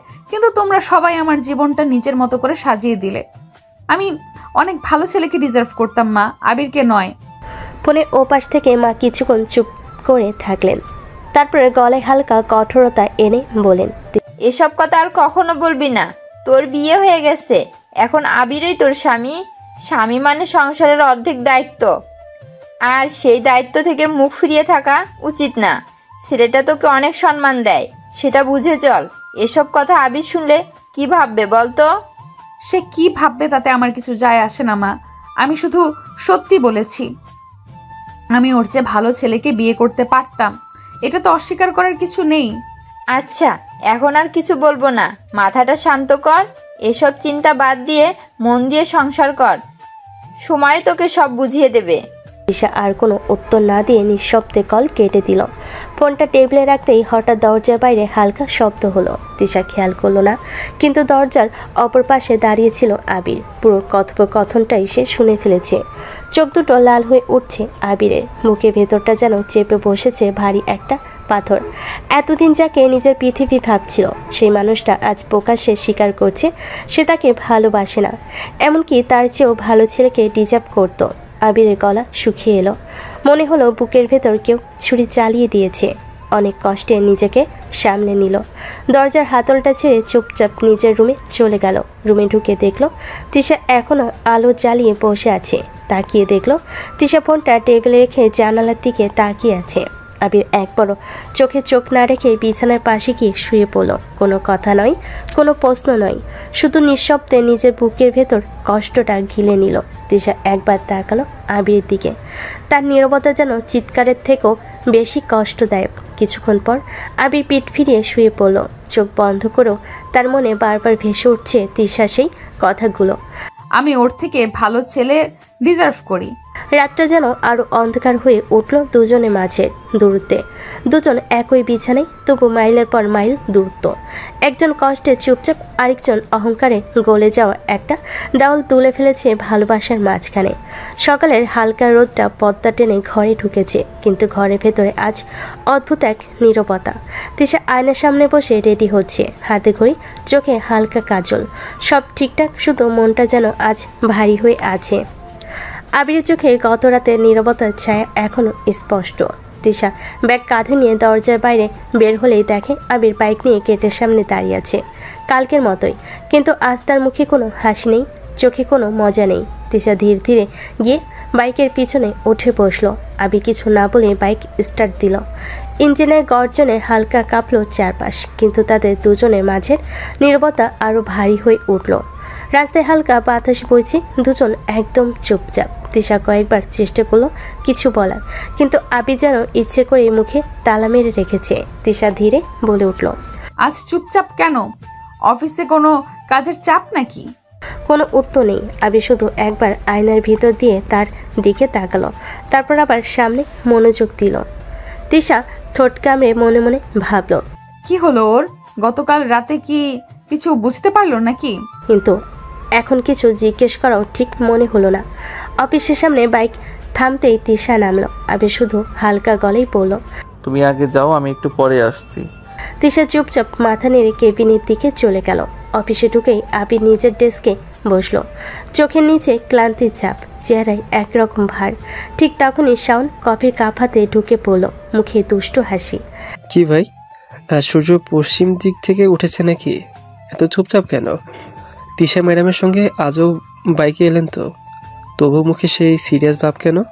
আবির কাগজের ফাইল থেকে চোখ না তুলেই হালকা গলেই বলল, তেমন কিছু না ভাই, একটু কাজের প্রেশার আছে। আচ্ছা, তাই নাকি? আমি তো ভেবেছিলাম অন্য কিছু। মানে নতুন বউকে নিয়ে অফিসে এলেন, আজ তো মুড ভালো থাকার কথা। আবির এবার হালকা হাসির ভান করে বলল, না ভাই, তেমন কিছু না, তুমি যাও, আমি একটু কাজ শেষ করি। ঠিক আছে ভাই, কাজ শেষ করো, দেখি পরে আবার মুড ভালো করে কফি খাওয়াই তোমাকে। শাওন হালকা মজা করে চলে গেল, কিন্তু আবিরের মুখে কোনো হাসি ফুটল না। তার ভেতর এখনো বাজছে তিশা সেই রাতের কথা। আমি ওর থেকে ভালো ছেলে ডিজার্ভ করি। চোখের সামনে তিশার মুখ ভেসে উঠল, তবু নিজের বুকের কষ্টটা লুকিয়ে রেখে সে আবার মন দিল ফাইলের পাতায়। বাড়ির দিক থেকে তিশা একবার জানালার ফাঁক দিয়ে তাকালো, দেখলো আবির চুপচাপ বসে কাজ করছে, যেন তার আশেপাশে কেউ নেই। মনে মনে ভাবল। এমন চুপচাপ কেন? কাল রাতের পর থেকে কিছুটা অদ্ভুত লাগছে, বুঝতে পারছি না কেন। দুজনের মাঝে দূরত্বটা আজ অফিসের ভেতরও যেন আরো বড় হয়ে গেল। একজন চুপ করে কষ্ট গোপন করছে, আর একজন ধীরে ধীরে বুঝতে শুরু করছে সেই নীরবতার অর্থ। বিকেলবেলা অফিস থেকে তড়িঘড়ি বের হলো তিশা। আজকের মিটিংটা অফিসে নয়, শহরের এক ব্যস্ত রেস্টুরেন্টে। ক্লায়েন্টদের সাথে গুরুত্বপূর্ণ প্রজেক্ট নিয়ে আলোচনা হবে। আবিরকে বলে যায়নি, আবির আজ অফিসে কাজে ব্যস্ত। রেস্টুরেন্টটা ভীষণ জমজমাট। ভেতরে এক কোণে গিয়ে তিশা বসলো। টেবিলে কাগজপত্র, ফাইল আর ল্যাপটপ সাজানো।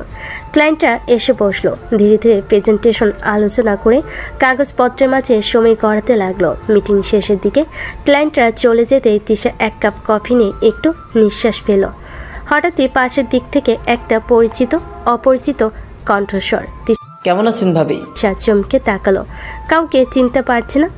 এক মিনিট, আপনি আমাকে ভাবি বললেন কেন? আপনি কি আমাকে চেনেন? ছেলেটা হেসে চেয়ার টেনে বসলো, চোখে একরকম চেনার উজ্জ্বলতা। আরে ভাবি, আপনাকে চিনবো না কেন? আপনাকে তো 5 বছর আগে থেকেই চিনি। তিশা এবার কপাল কুঁচকে তাকালো। 5 বছর আগে থেকে কিভাবে আমাকে চেনেন? আমি তো আপনাকে একদমই চিনি না। আমি আবিরের বন্ধু। আপনার কত ছবি দেখেছে আবিরের ফোনে। আবিরের ফোনে আমার ছবি দেখেছেন মানে? আবিরের সাথে তো আমার পরিচয় 2 বছর আগে। ছেলেটা এবার হালকা হেসে তিশার দিকে তাকালো, যেন এই কথাটা বলার জন্যই এতদিনের আড়াল। আরে না ভাবি, আপনি জানেন না, আবির আপনাকে সেই 5 বছর আগে থেকেই ভালোবাসে। একদিন ভার্সিটির সামনে আপনাকে দেখেছিল, সেই থেকে সারাদিন সারারাত শুধু আপনার কথাই বলতো। আপনার ছবি, আপনার ছোট ছোট কাজ সব মনে রাখতো। তিশা স্থির হয়ে গেল, হাতে কফির কাপ হালকা কেঁপে উঠল। আর তাই যখন ওর পরিবার আপনার সাথে বিয়ের প্রস্তাব দিল, আবির খুব খুশি হয়েছিল। কিন্তু আপনি তখন ওকে মেনে নেননি, তাই ও ভেতরে ভেতরে ভীষণ কষ্ট পেত, তবুও কখনো আপনাকে জানায়নি। তিশা মনে হঠাৎ ঝড় বইতে লাগলো। মনে পড়লো আবিরের নীরবতা, তার চোখের ভেতরে কষ্টগুলো, তার বারবার চেষ্টার পরও তিশার অবহেলা। সে নিচু চোখে ধীরে বলে উঠল, 5 বছর ধরে আমাকে ভালোবাসে, অথচ আমি। আপনার একবারও মনে হয়নি ওর বাবার এত বড় বিজনেস থাকতেও কেন সাধারণ কর্মচারীর কাজ করে? ও শুধু আপনাকে দেখার জন্য এই চাকরিটা নিয়েছিল, যাতেও আপনার আশেপাশে থাকতে পারে, সেই জন্য চাকরিটা করে। ওর বাবার তো কোনো কিছুর অভাব নেই, এত বড় বিজনেস ওদের। তার কণ্ঠ আটকে গেল। যে মানুষটাকে সে এতদিন অবহেলা করেছে, সেই তাকে এত গভীরভাবে ভালোবাসে, এই সত্যিটা আজ যেন বুকের ভেতর কাঁপন ধরিয়ে দিল। ছেলেটা উঠে দাঁড়ালো। ঠিক আছে ভাবি, আমার কাজ আছে, ভাবলাম আপনাকে সত্যিটা জানাই। আপনি ভালো থাকবেন, আবিরকে কষ্ট দিবেন না। তিশা নিঃশব্দে তাকিয়ে রইল ছেলেটার চলে যাওয়ার পথে। মনে মনে হাজারো প্রশ্ন, আফসোস আর অপরাধ বোধ একসাথে ভিড় করেছে। সে হালকা কাপা হাতে ব্যাগটা গুছিয়ে নিল। আজ হঠাৎ আবিরের মুখটা অন্যরকম লাগছে তার কাছে। যে মুখে এতদিন বিরক্তি আর জেদের ছাপ দেখত, আজ সেখানে অদ্ভুত এক মমতা, এক ভালোবাসার ছায়া দেখতে পেল। রেস্টুরেন্টের দরজা দিয়ে বের হতে হতেই তিশার বুকের ভেতর শব্দ হলো, আবির, আমি তো কিছুই জানতাম না। তিশা ক্লান্ত মুখে বাসায় ফিরল, মনের মধ্যে একরাশ অপরাধ বোধ। আজ রেস্টুরেন্টে ছেলেটা যে কথাগুলো বলল, তারপর থেকে আবিরকে দেখার দৃষ্টিটাই বদলে গেছে। দরজা খুলতেই সে দেখল আবির আগে থেকেই ফিরে এসেছে। বসার ঘরে লাইট জ্বলছে, কিন্তু আবির কোথাও নেই। তিশা হালকা ডেকে উঠল, আবির। কোনো সাড়া নেই। কিছুক্ষণ খুঁজতে গিয়ে দেখল আবির নিঃশব্দে বেলকুনিতে দাঁড়িয়ে আছে। রাতের বাতাসে তার চুল এলোমেলো, চোখে যেন একরকম ঝড়। তিশা চুপচাপ দাঁড়িয়ে রইল কিছুক্ষণ, তারপর উপায় না পেয়ে রুমে চলে গেল। ফ্রেশ হয়ে এসে খাবারের সময় দুজনই এক টেবিলে বসলো চুপচাপ। আবির একবারও চোখ তুলল না তিশার দিকে। খাবার শেষে তিশা সাহস করে আবিরের দিকে এগিয়ে গেল। আবির, তোমার সাথে আমার কিছু কথা আছে। আবির ধীরে তাকালো, ঠোঁটে একটা তিক্ত হাসি ফুটলো। আপনার সাথে আমারও কিছু কথা আছে ম্যাডাম। তিশা চমকে উঠল। আজ হঠাৎ করে আবির তাকে ম্যাডাম বলে ডাকছে কেন? আজ হঠাৎ করে আপনি এমন করে বলছেন কেন? আবির হালকা হাসলো, চোখে কোনো কষ্ট জমে আছে। আপনাকে তো সম্মান দিতেই হবে। আপনি ম্যানেজার আর আমি একজন সাধারণ কর্মচারী। তিশার বুকটা ধক করে উঠল। সে বুঝতে পারল আবির আজ মনের কষ্ট থেকে কথা বলছে। আবির, আবির ওর কথা কেটে দিয়ে সোজাসুজি বলল, আপনাকে আর কষ্ট করে এই সম্পর্ক বয়ে বেড়াতে হবে না ম্যাডাম। আপনি চাইলে আপনার যোগ্য কাউকে বিয়ে করতে পারবেন, আমি সেই ব্যবস্থা করছি। কি ব্যবস্থা করেছো তুমি? যত তাড়াতাড়ি সম্ভব আমি আপনাকে ডিভোর্স দিয়ে দিব। আপনাকে আর এই সম্পর্কে আটকে রাখবো না জোর করে। তিশা থমকে দাঁড়ালো। তার বুকের ভেতর হঠাৎ এক অদ্ভুত কষ্টের ঢেউ উঠল। এসব কি বলছো তুমি? হ্যাঁ ম্যাডাম, ঠিকই বলছি। আসলে আমার মতো একজন সাধারণ কর্মচারী আপনার মতো এত বড় একজন সিনিয়র পার্সনকে ডিজার্ভ করি না। আপনি তো বড় কাউকে ডিজার্ভ করেন। আমি আসলে বুঝতে পারিনি, বুঝলে অনেক আগেই মুক্ত করে দিতাম আপনাকে। তিশা আর কিছু বলতে পারল না। তার মনে যেন হাজারো কথা, অথচ ঠোঁট শুকনো হয়ে গেল। আবির উঠে দাঁড়ালো, ধীরে বেলকনির দিকে চলে গেল। তিশা অবাক আর কাঁপা কাঁপা দৃষ্টিতে তাকিয়ে রইল তার দিকে। হঠাৎ সে বুঝতে পারল আজকের আবির অন্যরকম। যে আবিরকে সে এতদিন অবহেলা করেছে, সে আবির তাকে মুক্তি দিতে চাইছে। তিশার বুকের ভিতর ফিসফিস করে উঠল, আমি সত্যিই বুঝতে পারিনি আবির, তুমি আমাকে ভালোবাসো। রাতের নিস্তব্ধতা ঘরটা ঢেকে রেখেছে। দুজন, তিশা আর আবির, দুই পাশে শুয়ে আছে। আবির তার নীরব অভিব্যক্তিতে গভীর ঘুমে, আর তিশার চোখে আলতো আলোয় ঝলমল করছে। তিশা তার মাথা বালিশে রেখে শুয়ে ধীরে ধীরে মন খুলে ভাবতে থাকে। আবির তার মনে স্বরে শোনাচ্ছে, কিন্তু ঠোঁট থেকে শব্দ বের হয় না। নিশ্চয়ই আমার আর মায়ের কথাগুলো শুনে ফেলেছে, তাই হয়তো কষ্ট পেয়েছে। আমি এমনভাবে কথা বলেছিলাম, ওকে পাত্তা দেইনি। ওর মনের কষ্ট আমি বুঝিনি। ওর প্রতি আমার দায়িত্ব কতটা তা আমি উপলব্ধি করতে পারিনি।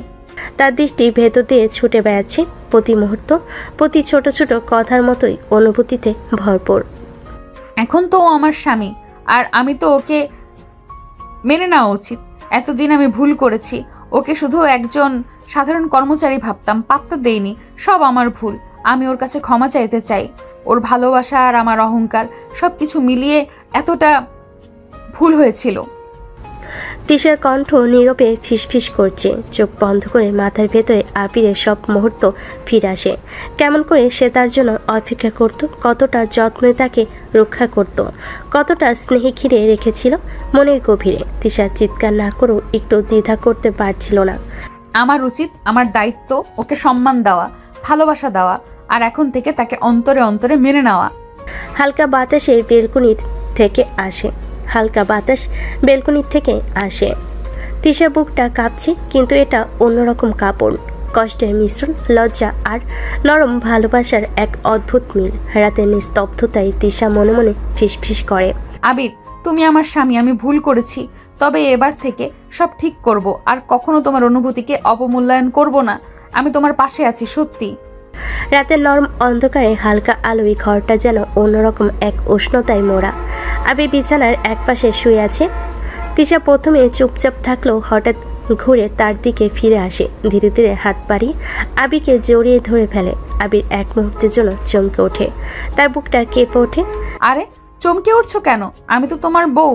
তিশার নরম কণ্ঠে মায়া মিশে আছে। আবির একটু আমতা আমতা করে, তার কণ্ঠ কাঁপছে। না মানে হঠাৎ তাই? মেয়েদের মতো একদম আমতা আমতা করো না। আচ্ছা সব বাদ দিয়ে আমাকে একটু আদর করো। আবির অবাক হয়ে চোখ বড় বড় করে তাকায় তিশার দিকে। আপনি এসব কি বলছেন? তিশা চোখে চোখ রেখে মিষ্টি স্বরে বলে, ঠিকই তো বলছি, তুমি তো আমার স্বামী, স্বামীদের দায়িত্ব বউকে আদর করা। আপনার মাথা খারাপ হয়ে গেছে নাকি? আপনি তো আমাকে পছন্দই করেন না। তিশার চোখে এক অদ্ভুত কোমলতা ভেসে ওঠে। পছন্দ করি না তো কি হয়েছে, এখন থেকে করব। তুমি না হয় এতদিন ধরে আমাকে ভালোবেসেছো, আমি না হয় এখন থেকে তোমাকে ভালোবাসবো। কি বলছেন এসব? আমি আপনাকে ভালোবাসি মানে? শোনো, বেশি নাটক করো না। তুমি আগে থেকে ভালোবাসো এসব আমি জেনে গেছি। আপনি কিভাবে জানলেন? তোমার বন্ধু আমাকে সব বলে দিয়েছে, তাই নাটক কম করো প্রিয়।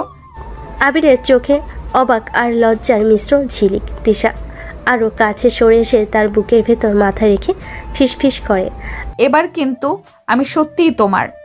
আবির কিছুক্ষণ নিঃশব্দ থাকে। তিশার চুলে হাত বুলিয়ে আলতো করে জড়িয়ে ধরে। ঘরে বাতাস যেন উষ্ণ হয়ে ওঠে। লাজুকতা আর ভালোবাসার মিষ্টি মিশলে সেই রাতটা যেন নতুন করে শুরু হয়। ঘরের ভেতর নরম আলো জ্বলছে, বাইরে হাওয়ায় সব বাইরে হাওয়ার শব্দে জানালার পর্দা হালকা দুলছে। তিশা এখনো আবিরের বুকের কাছে মুখ লুকিয়ে আছে। আবিরের বুকে ধুকপুক শব্দ তিশার কানে স্পষ্ট শোনা যাচ্ছে। হঠাৎ আবির হাত বাড়িয়ে তিশার চিবুকটা আলতো করে তুলল। দুজনের চোখে আটকে গেল। কোনো কথা নেই, শুধু নিঃশব্দে গরম উষ্ণতা।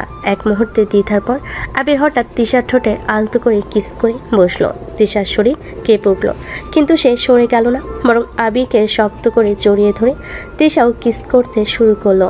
আবিরের কণ্ঠ কেঁপে ওঠে। আমি তোমাকে অনেক আগে থেকে ভালোবাসি, শুধু বলতে পারিনি। একবার বলেই দেখো, শুনতে চাই। আবির তিশার গালে আলতো হাত রেখে বলে, এখন বলছি, আমি তোমাকে অনেক ভালোবাসি, খুব খুব ভালোবাসি। তিশা আবিরকে বুকে জড়িয়ে ধরে নিঃশব্দে বলে, তারপর আমিও তোমাকে অনেক ভালোবাসবো, আজ থেকে প্রতিদিন প্রতিটি মুহূর্তে। তারা দুজন আবার একে অপরকে কিস করতে লাগলো। কিসের উষ্ণতা, হাতের আলতো ছোঁয়া আর চোখের মায়া মিশে ঘরের বাতাস ভারী হয়ে উঠল। বাইরে হাওয়া আর জানালার পর্দার দোলার মতো রাতটাও যেন মিষ্টি কাঁপন তুলল। তারা দুজনেই সেই রাতটা কাটালো ভালোবাসার উষ্ণতায়, এক নতুন সম্পর্কের প্রথম সত্যিকারের মুহূর্তে। তো দর্শক, আজকেও বিদায় নিচ্ছি সবার থেকে। এতক্ষণ যাবৎ গল্পটি শোনার জন্য ধন্যবাদ।